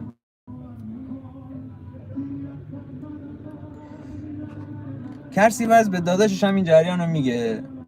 به سیاوش برمیگرده میگه که سیاوش، من 3 دختر دارم، خب 3 دختر دارم، تو حالا یکی رو میتونی انتخاب کنی، ولی از نظر سیاسی و سیاست تو با دختر بزرگ اسفندیار افراسیاب ازدواج کن که اون بشه پدرزنت و قدرت اصلی دست اونه و بشی داماد تورانیان. میگه باش. حالا اینجا یه باگی هست بچه‌ها، یادتونه مادر سیاوش گفتیم مثلا دختر کرسیورزه یا نوادگان کرسیورز، اینجا کلا 3 دختر داره. این باگ ها باعث اینه که میگن که اون دختره رو اینا اضافه کردن، وگرنه سودابه مادرشه. و حالا چون دیگه نمیشه برای خیلی خوب نبود این جریان هضمش، اینا یه زنی رو وارد داستان کردن و دیگه مثلا بهش نپرداختن. اینجا اون باگ ها داره در میاد. بزگریم. افراسیاب اونجا میمونه، موندگار میشه و ازدواج میکنه و سیاوش اونجا میمونه با دختر افراسیاب ازدواج میکنه و خیلی هم اوکی این قضیه. افراسیاب هم یه شهری بهش میده نزدیک چین، اگه اشتباه نکنم مرز توران و چین، اونجا بهش یه شهری رو میده، میگه برو اونجا حکومت کن، اون شهرم مال تو، اونجا رو آباد کن. حالا اون زمانی که سیاوش اونجا بوده بچه‌ها، بعد اونم باید تعریف کنم براتون، ولی اونو فردا شب میگم. الان 1 ساعت خورده من دارم اینا صحبت میکنم، دیگه خسته شدم. داستان سیاوش رو بعدی رو من ادامه میدم. حالا یه 2 تا جریان، یه جریانی که سیاوش توی تورانیان بوده و چی کارها کردن توی اون مدت رو بخوام براتون تعریف کنم. یکی این که افراسیاب شنیده بوده که سیاوش چوگان خوب بازی میکنه. چوگان میدونی چیه؟ ورزش ایرانیه دیگه، سوار اسب میشن و اینا. به افراسیاب به سیاوش میگه که بیا چوگان بازی کنیم حالا که یه تفریح کنیم، یه ذره بگیم بخندیم. سیاوش برمیگرده میگه من اینجا هیچ کیو نمیشناسم، اینا تورانیان، زبونشون هم نمیدونم، من یارای خودم اگه میشه بیارید من با اونا بازی کنم. که افراسیاب از اونا چند تا رو انتخاب میکنه به عنوان تیم ایرانیان. اینا یه ذره بازی میکنن، افراسیاب خسته میشه میاد بیرون، از دور داره نگاه میکنه و توی اون بازی و اون مسابقه افراسیاب یه جا رو به ایرانیان میکنه، میگه آقا جنگ که نیست، چیکار دارین میکنین؟ یه ذره توپم بدین به اینا بازی کنن، شما خیلی قویین. مثل این که تیم ایران اونجا خیلی قوی بوده و افراسیاب هم خیلی بازیش خوب بوده، یعنی تسلطش به اسب و ضربه زدن به چوگان و اینا خیلی خوب بوده، که حالا اونا مسابقهشون یه ذره فان میشه و اینا. افراسیاب تصمیم میگیره یه جور دیگه هم اینو امتحان کنه، چون شنیده بوده که سیاوش بسیار کماندار و پرزوره، یعنی توی پرتاب تیر هم خیلی خوبه. بهش میگه بیا یه دونه چیز کنیم، بیا یه تیراندازی بکنیم ببینیم چند مرد علاجی.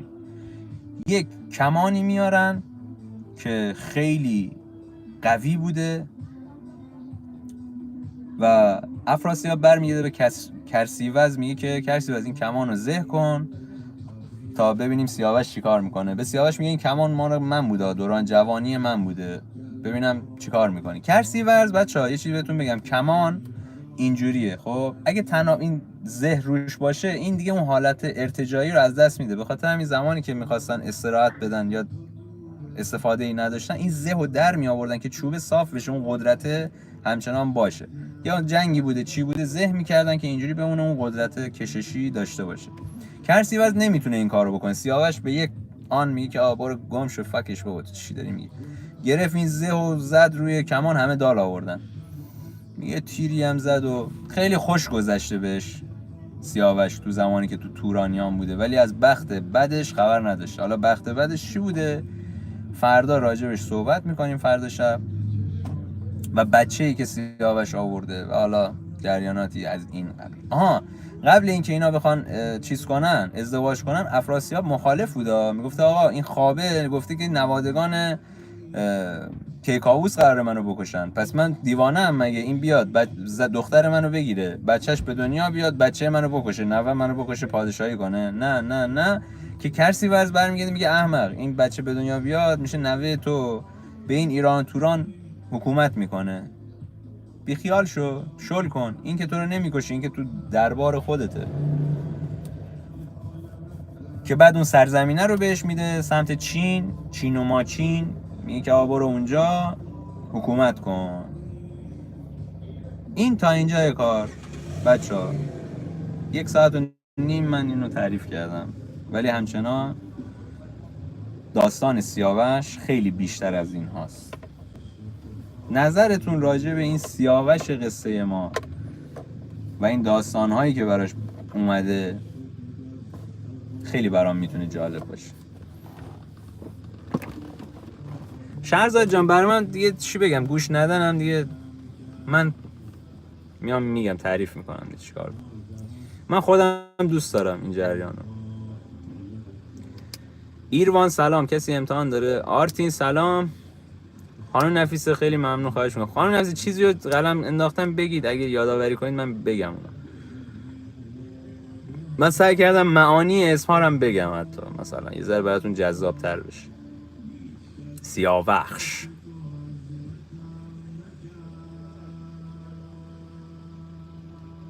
مرسی امیلیا. حمید خانواده تو خوبی؟ سلامتی بچه‌ها. برای نیلو یادتون باشه دعا کنید دیگه، فقط نیاز به دعا داره. دمت گرم قبنگ تو مهدی جون. دیروز صبح امتحان رو عالی دادم خدا رو شکر. مان دیدی گفتم. آقا جواد چه خبر؟ مستر ای کجا بیدی؟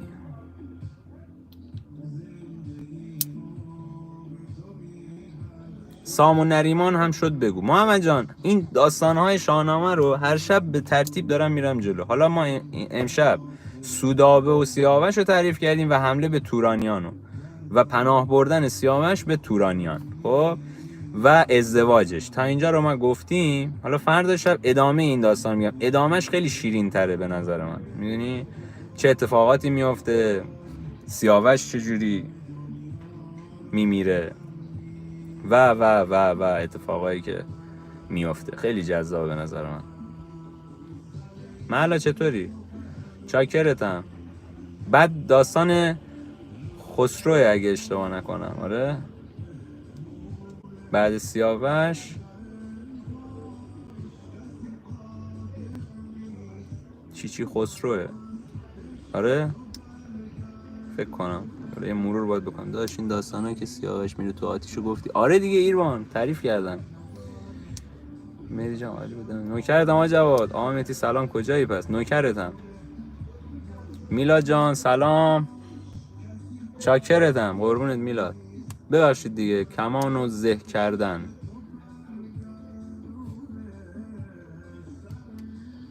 مستر ای فکر کنم خیلی عقبه، تازه داره زه کمانو میپدره.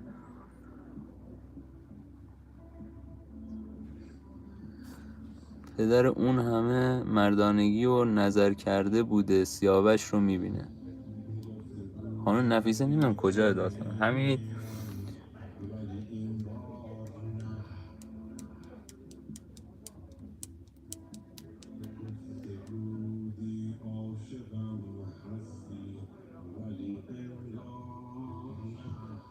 علی قنبری کیه بچه ها؟ پویا جان سلام عزیز. داداش میای ویدیو بگیریم؟ آرتین یوتیوب کار میکنی؟ 68 تا ساب داری کلا. چی کار میکنی آرتین؟ چند سالته؟ آرمین خسته است بچه ها دیگه، کارش شروع شده. یه ذره. چند سالته آرتین؟ دم شما گم آلیو. نوکرتم مستری. امیر تتلو سلام. آقا من سعی کردم یه ذره شیرین تعریف کنم، یه ذره یه جای بامزه بگم، چون این سیاوش این داستانش یه ذره جدی بود، نمیشد بامزه تعریف کرد. مثلا مثل رستم و سهراب نتونستم یه جایی اگه جذابش کنم. یه شرمنده داشت میتی. تازه اومدیم تو لایو با هم حرف زدیم خندیدیم بلاگش کردم. میشه بگی از بلاگ درش آوردن. تارا خونه است. نوکرت هم شاید برات جالب باشه بدونی که من همون 5 گیمرم که یاد باشه. اوه گیمر چطوری؟ آرتین موضوع چنل چیه؟ در مورد چی ویدیو میگیری؟ دانیال داداشم چکرم. دانیال جان چه خبر؟ فداتم. واقعا خوب توضیح میدی قربونت. این داستانایی که میگی به صورت خیلی خلاصه وار داخل کتاب ادبیات 10 و 11 هم صورت شعر هست. آخه دیگه اون خیلی خلاصه کرده. خیلی بامزه است. همین که اسم تو نمیگی راجع به دندون منم نظر میدی خیلی بامزه است. مرسی آقا. اینو از های در بیار زیزی، اب نداره. حالا شما خوب پایین امتحان هستم خدا رو شکر. در دیار داستان شما گشت و گذار میکردم. مستر لذت برده باشی امیدوارم. سلام دختری؟ بله دخترم. مریم سلام. ممنون زحمت میکشی که از شاهنامه میگی. خواهش میکنم عباسی جان. در بیار اگه دیدی چیزه. آره چیزی نگفته اب نداره. به منو مسخره میکنن مهم نیست بچه. فوش ناموسی دادن هایت کنید. بعضی وقتا یارو میخواد بیاد یه چیزی کنه. هادی سلام. هادی بود اهوازی خوشتی خودتی. آقا مهدی این شاهنامه رو حفظی یا هر شب یه مرور میکنم؟ محمد من خیلی وقت پیش شاهنامه رو بدون شعر خونده بودم. خب یه کتابی بود شاهنامه رو به صورت داستان نوشته بود. گوش میدی؟ اونو خونده بودم خیلی سال پیش، شاید 10 سال پیش. و 4-5 سال پیشم یه کتاب صوتی ازش اومده بود بیرون، اونو گوش داده بودم. الانم چون وقت نمی کنم بخوام برم گوش کنم، خب به خاطر همین میرم مرور میکنم خلاصه وار نگاه میکنم، اسما یادم بیاد، جایی که خیلی مهمه یادم بیاد. بعد چون من یه ذره چی میگم حافظه اسمی ندارم، بیشتر دقت میکنم ببینم کدوم اسم چیکار کرده. اون داستانه رو یادم ولی اون اسما یادم نیست که کی بود چیکار کرد. میدونی چی میگم؟ مثلا کرسیورز رو رفتم امروز نگاه کردم یادم رفته بود اصلا کرسیورز. یا گیو و توس دوتا پهلوونی که رفته بودن شکار، اون دختره رو دیدن که مادر سیاوشه. اینا رو مثلا میرم مرور میکنم که اشتباه نگم. جوجه جان سلام عزیز. آره صوتیش الان زیاده. این هفته تعطیلی داریم. هوای رشت چطوریه؟ شهرزاد عالیه، یه ذره گرمه فقط. شبا عالیه. کجایی؟ من رشتم سلطان. اسمش چی بود؟ اسمش چی بود؟ این آرتین نگفت در چه موردی کانالش چیزه.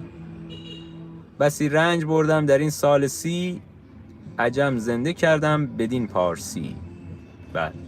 بعد یه چیزی بهتون بگم، سیاوش رو وقتی که داشته مینوشته فردوسی، اینم یه آیا میدانید راجع به شاهنامه، فردوسی زمانی که داشته سیاوش رو مینوشته توی مقدمش میاد و سن خودش رو هم میگه. به نظرتون فردوسی داشته اینو مینوشته چند سال داشته؟ چون توی مقدمه اینو میگه. اصالتا اهوازی ندادش، من رشتم. اصالتا گیلانیم. بیا مان جان بیا در خدمتیم. الان کجایی؟ الان شهرداری رشتم. این شهرداری رشت، چایخوری سید. حالا یکم دیگه شروع میکنم به جمع کردن. میای ویدیو بگیریم. تو مگه هم آرتین نیستی؟ تو دیگه کی هستی سلطان؟ ویدیو چی بگیریم؟ تو هم 20 حساب داری.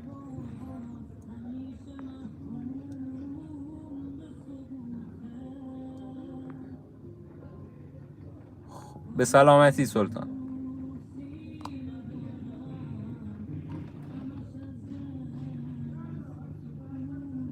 او از این صحبت ها نکن. 30 ساله، نه 30 سال نبوده. فاتی میگه 50 نبوده.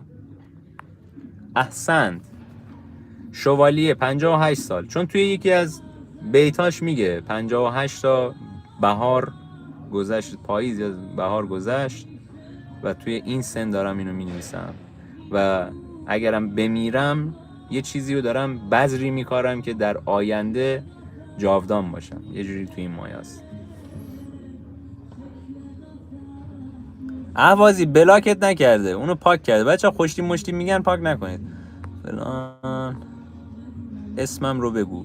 اماد جان خیلی خوش اومدی سلطان. امیر تتلو مهدی جان هوای رشت و شمال مثل همه. شمال منظور چیه؟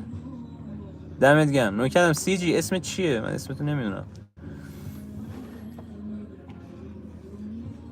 آش نمیخوری؟ سید علی حسینی چطوری؟ سلام داداش. موضوع چنل در مورد فوتباله؟ نه آرتین. آرتین در مورد فوتباله. خب آرتین من چجوری باید چیز بگیرم؟ ویدیو بگیرم؟ آره زمان شروع 38 سالش بوده. 3 دهه تقریبا گذشته تا بتونه شاهنامه رو تموم کنه. اسمم رو بگو. اماد گفتم. تو همون آروینی سی جی؟ نه شما رو نمیگم، یکی بهش خوشی گفتم من. حالا دیگه شوخی دوست ندارن دیگه داداش. شوخی رو دوست ندارن. الان دیگه این خوشتیپه هم میدونین که یه جا باعث دعوا و خونریزی شد دیگه. نگید دیگه نگید. پاریس قهرمان شد. آره دهن اینتر رو سرویس کرد. علی هنوز بلاکه؟ نه بابا آنهایت شد آقا. رفته احتمالاً. خب رل داری؟ آره دارم. میلاد یوکی سلام چاکرم. رضا من پنجشنبه داشتم بال در می آوردم. چند کیلومتر فاصله داره گیلان تا رشت؟ چند کیلومتر فاصله گیلان تا رشت؟ داداش گیلان استانمونه، رشت مرکزه. منظور چی همین؟ چه سوال؟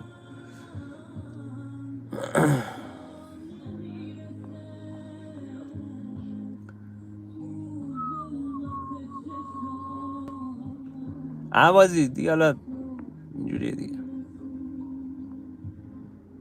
نمیای عواز؟ نه داداش.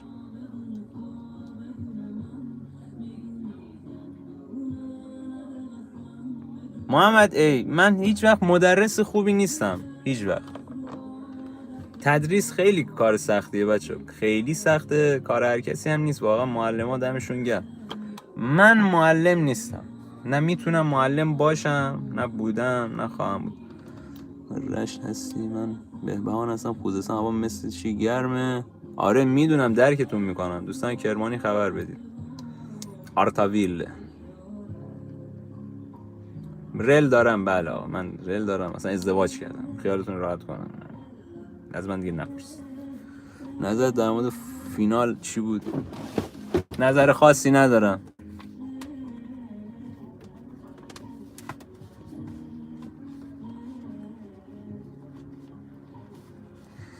آقا اصلا چه رل داشته باشم چه نداشته باشم چه فرقی براتون میکنه؟ اصلا بچه دارم. 6 ماه دارم میگم ندارم، الان میگم دارم.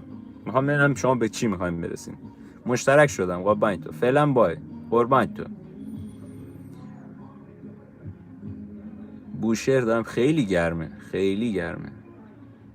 امیر تتلو نزن یه حرفو دیگه. حالا میپرسن دیگه. مدی بازی اصلا تلویزیون خاموش کرده بود. نه پسر، ملوان شهرمونه، استانمونه، باید نگاه کنیم.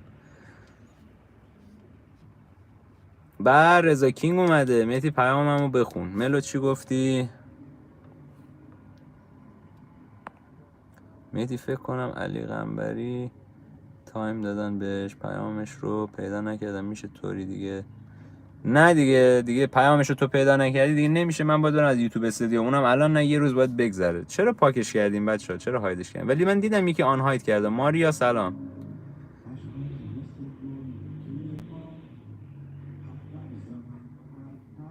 بعد بازی خاموش کردم. بعد نوکرتم.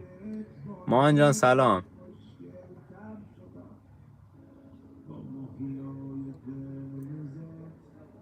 چند لایو میذاری امیر تتلو؟ من 2 دیگه استارت لایو هم هست، ولی حالا دارم کم کم میام عقب‌تر. 12 1 اینجوری از جایی که بتونم میام عقب.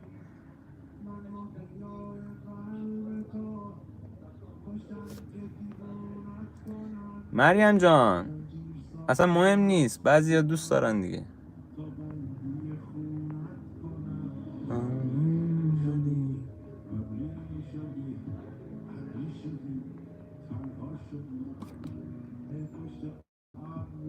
من خیلی عقبم از پیام یه سری رو مجبورم. یکی از این بارون شدی بند اومدی.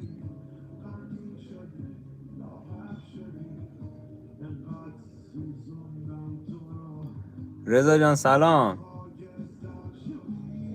سلام داشت میدی بچه استاد معینی؟ رضا 46 رشتی؟ کجای رشتی؟ کجش این سیناز؟ زودتر شروع کنید عالیه. چشم خانم شهرزاد.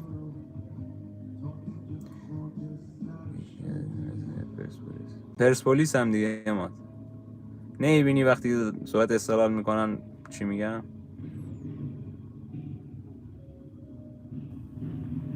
رام اینجا اینقدر تکرار نکن، یه پیام اینقدر 10 بار نده. اینو 10 بار بهت گفتم فاتی. چشم فاطمه جان چشم. آمتی الان از سید مشتری داره. آره بابا اینا نشستن.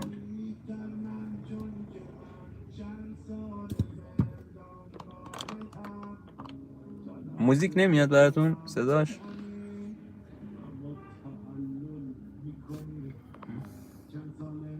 داشت خواستم ازت یه چیزی بپرسم. من تقریبا 16 سالم هست و برنامه دارم که تابستون بعد از امتحانا واسه خودم یه کار پیدا کنم. البته علاقم به گل و گیاه هست. خواستم ازت بپرسم که اگه کار گیاه نگرفت چی کار خوبه؟ داداش یه چیز بهت بگم، هر کاری اصلا فرق نمیکنه، چه گیاه، چه بنایی، چه ظرفشویی، چه کافه، هر کاری رو شما 100 خودتو بذاری مطمئن باش موفق میشی. اینو همیشه یاد باش. اگه لذت ببری از اون کار و 100 خود بذاری، بهترین باشی تو اون کار، مطمئن باش موفق میشی.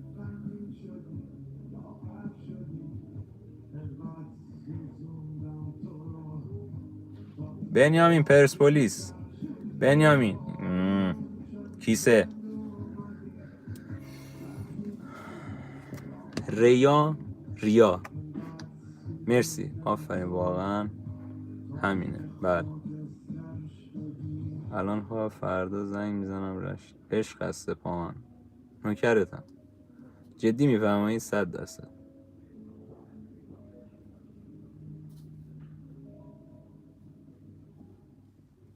مرسی عباسی جان.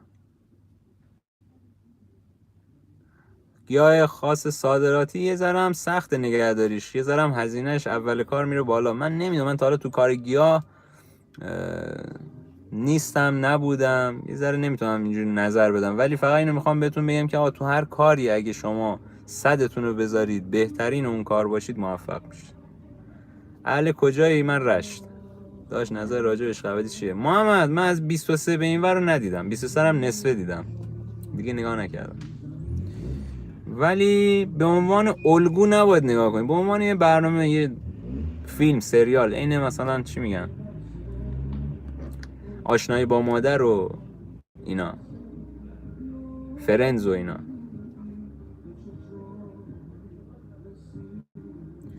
بذر انبه میخوای؟ بذر انبه اینجا تو رشت پره. امیر نوکرم. یه نفر گفته بود برای رشته، اون چی شد 46؟ من پیامشو ندیدم دیگه. 10 کیلو داداش اونجوری من نمیشناسم، ولی بیا اینجا هستن.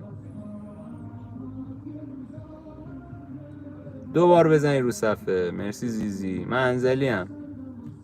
امیر پرچمت بالاست. الکی بردن همین حق بخورده ده امیر بابارم.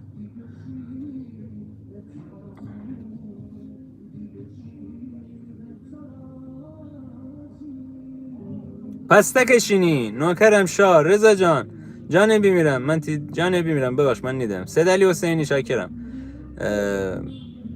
داداشی من اصالت خما میشینم ولی از صبح که رشت بیشتر سعدی گیر کنم، یعنی از ساعت 10 شب به بعد دایم سعدی دنی کویده سنگفش سعدی اول سنگفش تی جانبی میرم نه ده خمام کویسه من ده مجبورم بگم رشتم ده. آره رشت ده همه شناسه ده. ده خمام زیاد شناخت نرده، منم زیاد خمام نیستم، من فقط شم خمام خوسم دواره ایم رشت.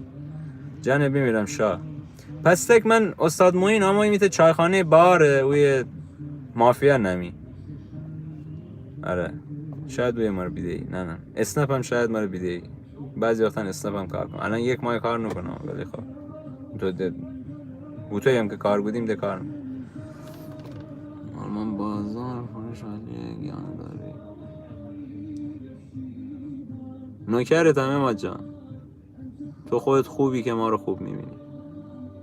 امروز صبح هم مثل اون روز میبریمون آش بخوری. امیر تتلو نه دیگه بس دیروز نه پیروز که رفتیم چیز خوردیم دیگه، سرشیر عسل خوردیم یادتون نیست؟ نوکرم رضا جان. چند سال داری رضا؟ امروز چندمه؟ رفتیم تو دهم. به آرمین باید پیام بدم فردا وسیله‌شو بهش میفرستم ترکیه بره بگیره. آقای ما سلام ممنون. مهدی آقا کارش درست. چاکرم آقا جواد. شما رو داریم میگیم دیگه متوجه 69 ناز. جانبی میرم. می سلام علیکم. منم 70م. برا رو قربان. بیا امان داره بیدینیم شاه.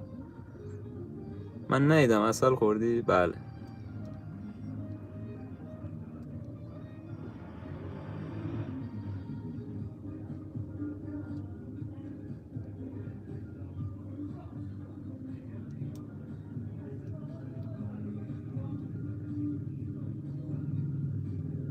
پویا جان باید سفارش بدی تو گلخونا. بعد الان هم فصلش نیست که سلطان. الان نباید بکاری که فکر نکنم الان بگیرا. الان اصلا نیست. الان فصلش نیست آخه. باید پاییز باشه. انبه بچه چیز میگن از گیل ژاپنیه چیه اونو میگن، ما بهش میگیم انبه. شاید انبه پاکستانی میگی اینجا نیست.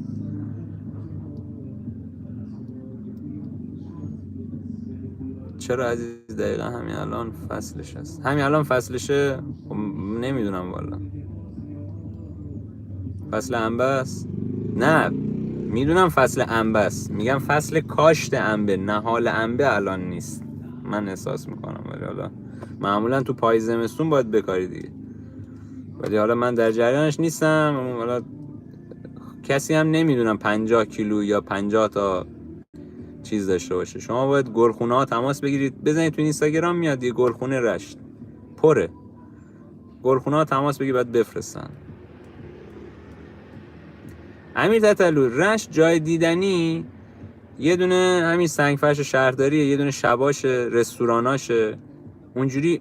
خونه میرزا، مسجد ارامنه است. میگم مسجد، کلیسای ارامنه است، مدرسه ارامنه است. دیگه بهت بگم کلافرنگی، امارت کلافرنگیه، ایناست.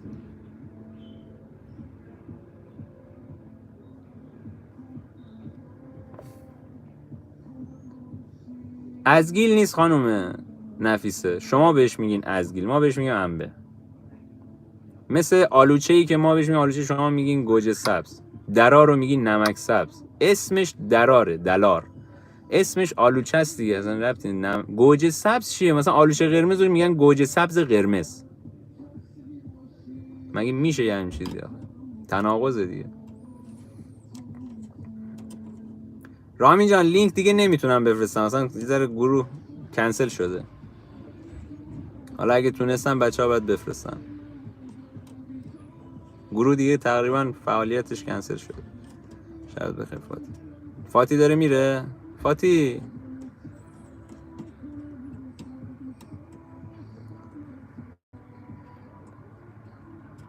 زیزی تو زنگ زدی گفتن که حالش بده واقعا. آلوچه است دیگه، میگن گوجه سبز. کاشت نهال با کاشت بس فرق داره، توضیح بدم. نه پویا جان اوکیه، تو دیگه میگی اوکیه دیگه، ولی من کسی رو نمیشناسم دورت بگردم. آلو هست که نرسیده. نمیدونم مریم شما یه ذره فارسی سخت صحبت نمی‌کنی، فینگلیش هم می‌نویسی یه ذره سخت. در مورد انبه سوالی بود آمدی، بچه‌ها رو متوجه کن. من توضیح بدم تا جایی که بتونم. نوکرتم همین جان. اون انبه پاکستانیه بچه، اونی که بزرگ تک دونه است.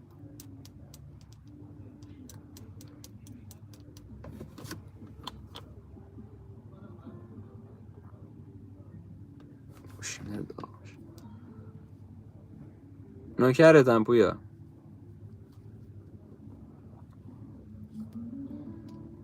رام اینجا منی که 2000 تا ساب دارم ویدیوام 200 تا ویو میگیره. چه انتظاری داری پسر؟ باید کار کنی، باید انقدر بذاری با کیفیت بذاری. من ویدیوت اومدم دیدم دوربین گرفتی کج میکنی فلان میکنی. یه ذره باید خودت هم سلیقه به خرج بدی تو کارت. اسمش گلابی ژاپنیه. چی گلابی ژاپنیه؟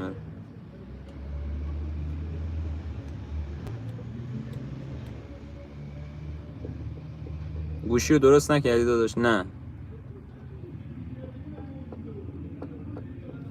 ما بهت نشون بدم. این تو آینه خودت رو نگاه کنی. اینا خط رو میبینی؟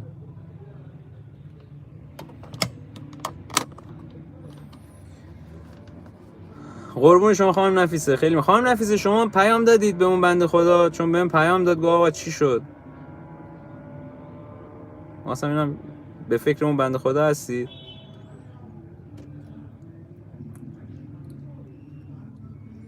معروف چی شدی رامین؟ اصلا داداش چه الان مثلا چه میدونم پوریا پوتک بیاد ویدیو تو ببینه، معروف چی شدی؟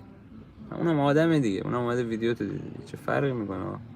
من به اگه سمت جنوب آشنا داری توصیه میکنم یه دفعه هم که شده سرم با مزه کنی. سرمبایی نمیدونم، تست نکردم تا من همین انبه پاکستانی هم نخوردم، شاید باورتون نشه. بفرست تهران درست کنم داداش، تا بیاد تا برگرده 3 روز طول میکشه. بعد من باید چیکار کنم؟ راستی جریان اون پیداش کردن؟ نه خبرش دیگه ندارم.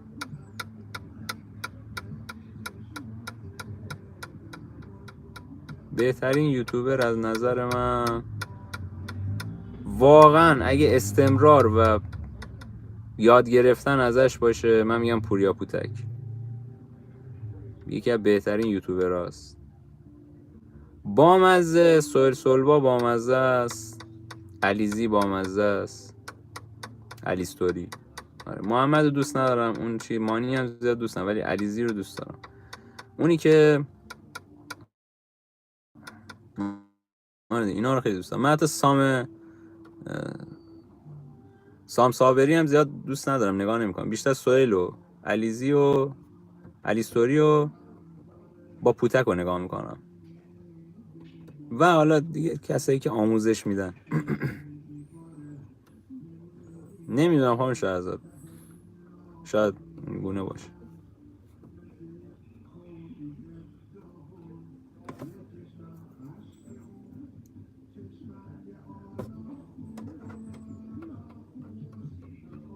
آها اونو که من خوردم که همین. کومان چی؟ کومان هم دوست ندارم. امروز میخوایم با هم؟ نه حال نمیکنم با کومان. بعضیش بالا ولی کلیتش دیگه خوشم نمیاد. سلیقه است دیگه، هر کسی یه سلیقه ای داره. من یه ذره کولر بزنم گوشیمو خنک کنم.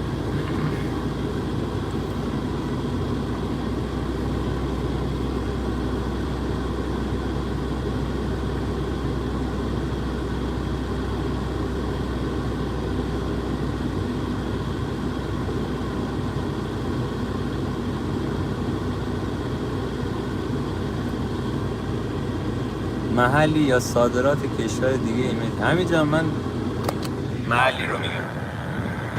بچه‌ها این اگه یه ذره باد بهتون میخوره معذرت میخوام گوشیم خنک شه، خیلی داغه.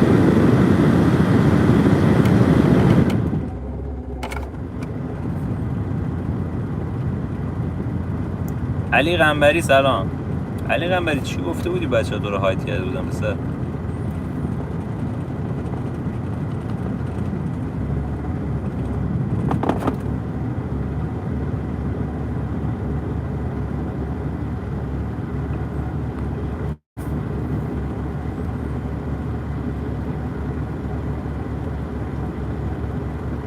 نفس اومد. نفس جان، نفس جان، قربون سدلی جان. یه دونه خنک کننده گوشی نداریم بابا. یه اسپانسری چیزی پیدا نمیشه بر ما؟ اسپانسرینگ ویدیو هم حداقل اسپانسری کنه، بقیه هیچ.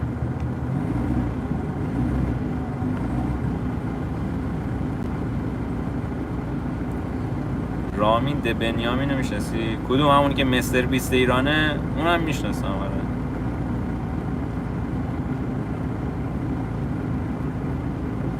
آره علی قنبری، اگه عربی اینا صحبت میکنی نکن سلطان. آره اینجا عربی ممنوعه یه ذره، ببخش، چون با فارسی صحبت همه بفهمن. مهدی علی ایکس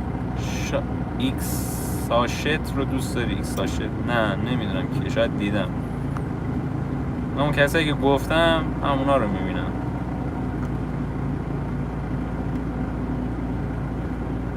حالا رامین تو دیگه همه رو نگو دیگه، ولش کن، بشناسم. یا خنک کننده چجوریه بابا؟ یه دونه یه دستگاهیه پشت گوشی قرار میگیره، پشت گوشی قرار میگیره و فن داره، خنک میکنه با باد، این گرما رو از بین میبره.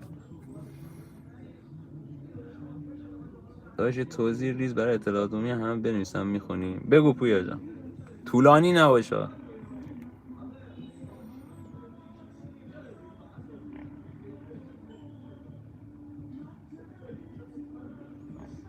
گیان نازار یعنی چی پونه؟ مهلا رفت. مهلا جان برو عزیزم، بگو بهش همه دعا کنیم. آره بچه برای نیلو حتما دعا کنید.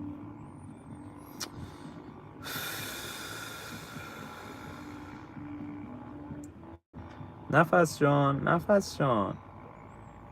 باشه باشه عزیزم پویا جان، چشم. کرد هستی بجی، کرد همون دیگه. کردی هم صحبت نکنین تا جایی که امکانش هست، اگه امکانش هست، چون اینجا بچه ها هستن، بچه های اهوازن، عربی صحبت میکنن، بهشون گفتن نکن، فارسی صحبت کنیم همه بفهمیم دیگه.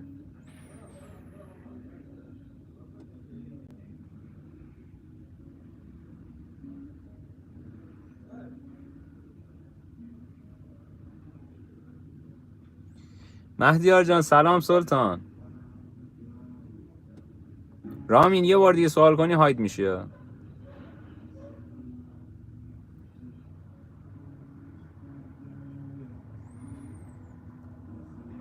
علی ایکشات رو دوست داری؟ مثلا نمیدونم شما کیو میگیم بچه، من 2-3 نفری که اسپوردم من اینا رو نگاه میکنم، اونم اگه وقت کنم الان دیگه نگاه میکنم دیگه، واقعا وقت ندارم.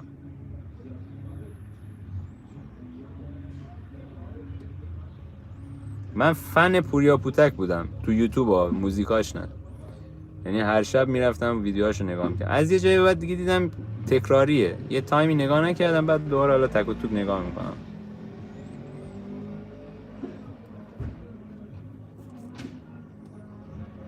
رباب جان اسمم مهدیه.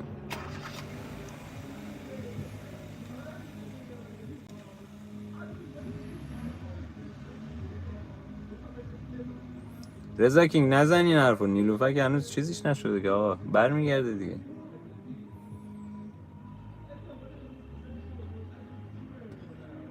قربونت رامی جان دیگه، شبت بخیر.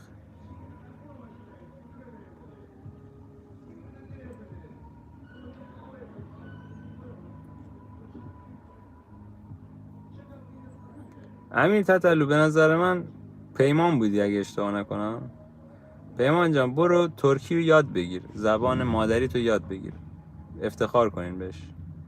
ببین داداش، بذر انبه پاکستانی برای کاش اصلا خوب نیست، چون من خودم 10 تا کاشتم و فقط 2 تاش در اومد و اینو همه میدونن که به درد نمیخوره. چرا کاش فقط محلی خوبه، انبه هم برج 1 الی 2 میکارم و 2 سال بعد کاش میوه میده. مرسی بویان جان.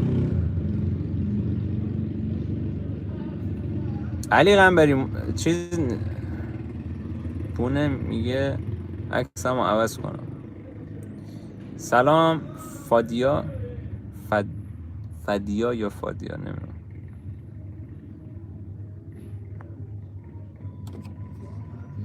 چه خبرها مهدی جان؟ سلامتی. ما داستان سیاوش و سوداور رو تعریف کردیم، نبودی؟ فادیا یعنی چی؟ معنیش چی میشه؟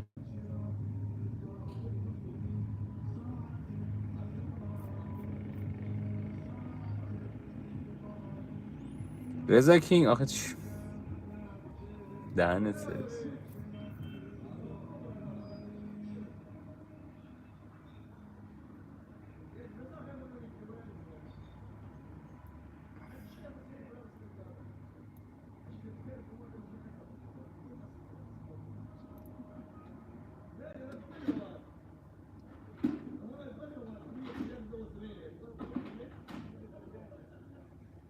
دیشب پریشب الیاس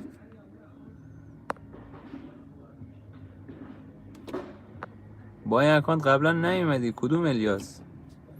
الیاس صبحانی. عباسی جان تاریخ دوست دارم به شرط اینکه لذت ببرم ازش. اینجوری نیستم بگم تاریخ مشروطه رو دوست دارم، نمیدونم فلان دوست دارم، به رسمیت شمردن نمیدونم ملیت فلان دوست دارم. نه اونجوری دوست ندارم. من این تاریخ شاهنامه چون داستانه بچه، یک داستان باحال، بد نیست آدم بدونه. یعنی یکی از واجباتی که ایرانی‌ها باید بدونن به نظرم همینه، حداقل بدونن رستم و سهراب چی بودن، سیاوش کی بود مثلا، چه میدونم کاوه آهنگر کی بود. همه شنیدیم فقط کاوه آهنگر کی بود، ضحاک کی بود، یعنی بدون چیه جریانش چیه دیگه. قربونت نفس. صبحانی خوش اومدی داداش، چه خبر؟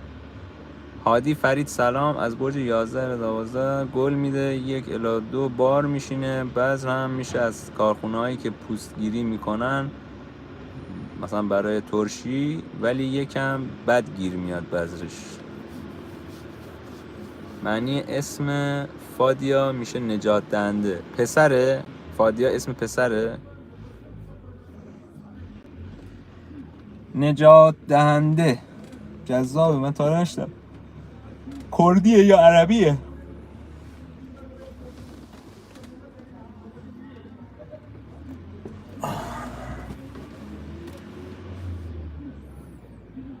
فادیا دختره؟ نمیدونستم اصلا، تا حالا این اسم رو نشنیده بودم. فاریا شنیدم، فاریا شنیدم، فادیا. داستان 42 بغدادم بگو. چشم، همه رو به ترتیب دارم میرم جلو. حالا شاهنامه رو تموم کنیم ببینیم چی میشه دیگه. شاید خیلی به ضرر چنلم باشه چون ویو هم خیلی میاد پایین. لایو هم میشه 20 تا 15 تا 18 تا، ولی خب دارم همینجوری میرم جلو ببینم چی پیش میاد.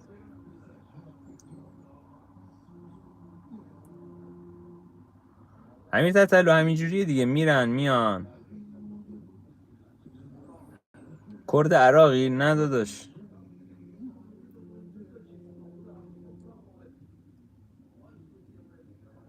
چاکرم عباس.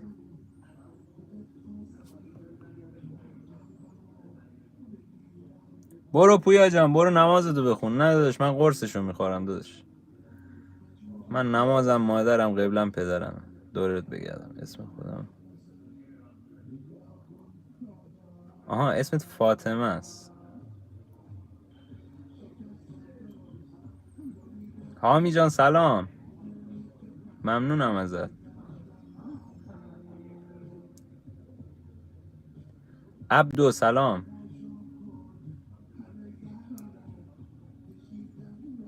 آرتین کیزه دوباره اومد. نفس فردا شب ادامه داستان سیاوشه، ازدواجش، بچه دار شدنش، مردنش، حالا اگه شد خونخواهیش. یه جوری سیاوش رو فردا تموم میکنم داستانشو. خیلی جالبه اصلا داستان سیاوش، پایانش خیلی جالبه، جذابه.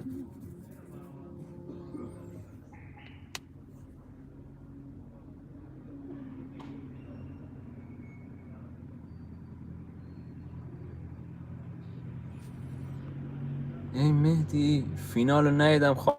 ما بعد سرت 5 تا گل خوردی، چی واسه؟ نه آندرس جان گفتم گیلان.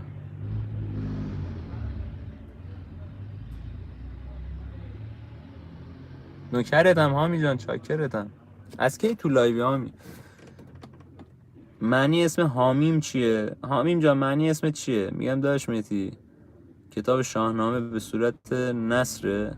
داداش من اینجور سوالا میپرسی من هنگ میکنم. یعنی چی؟ منظورت چیه؟ من شاهنامه اصلی رو با شعراش نخوندم ها. الان برداشت نکنید من تاریخ دانم، من ادبیات، نه بابا. یه داستان، یه کتابی بوده که داستانهای شاهنامه رو معنیشو گذاشته، مثل قرآن فکر کن پایین شوری معنیه، اونم معنی اونو چیز میکنه.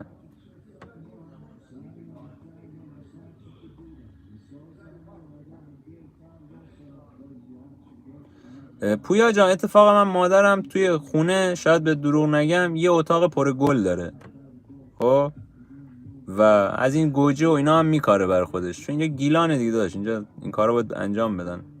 معمولا اینجا گل و گیاه همه خونه ها هست، معمولا اینجوری فلفل و گوجه و خیار و هندونه و اینا رو هم میکارن محلی. از ماشین نمیری بیرون؟ چرا؟ الان میخوام لایو رو قطع کنم به خاطر اینکه شارژ گوشیم داره میاد پایین به جای اینکه بره بالا، چون داغ کرده یه ذره شارژ بشه. رسیدم خونه یه لایو 1 ساعت 2 ساعته بذارم دیگه گپ و گفت کنیم. الانم احساس میکنم که فادیه جان من مهدی هم 34 سالمه، از رشت، یوتیوب کار میکنم، بیرونم فعالیت های دیگه ای دارم. آندره سلام، منظورم این بوده صورت نصب بوده کتابی که خوندی. نه دیگه گفتم دیگه الیاس. الان رشت یا گیلان؟ الیاس ما رو گرفتی داداش. گیلان استانه، رشت شهره. این آندرس داره میره رو مخم اصلا نمیدونم چرا.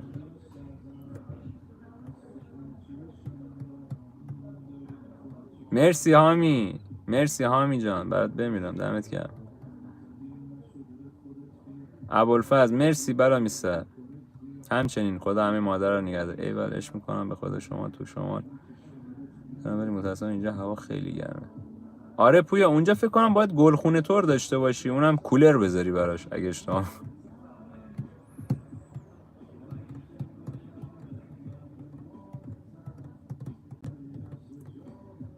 پرنسس سلام.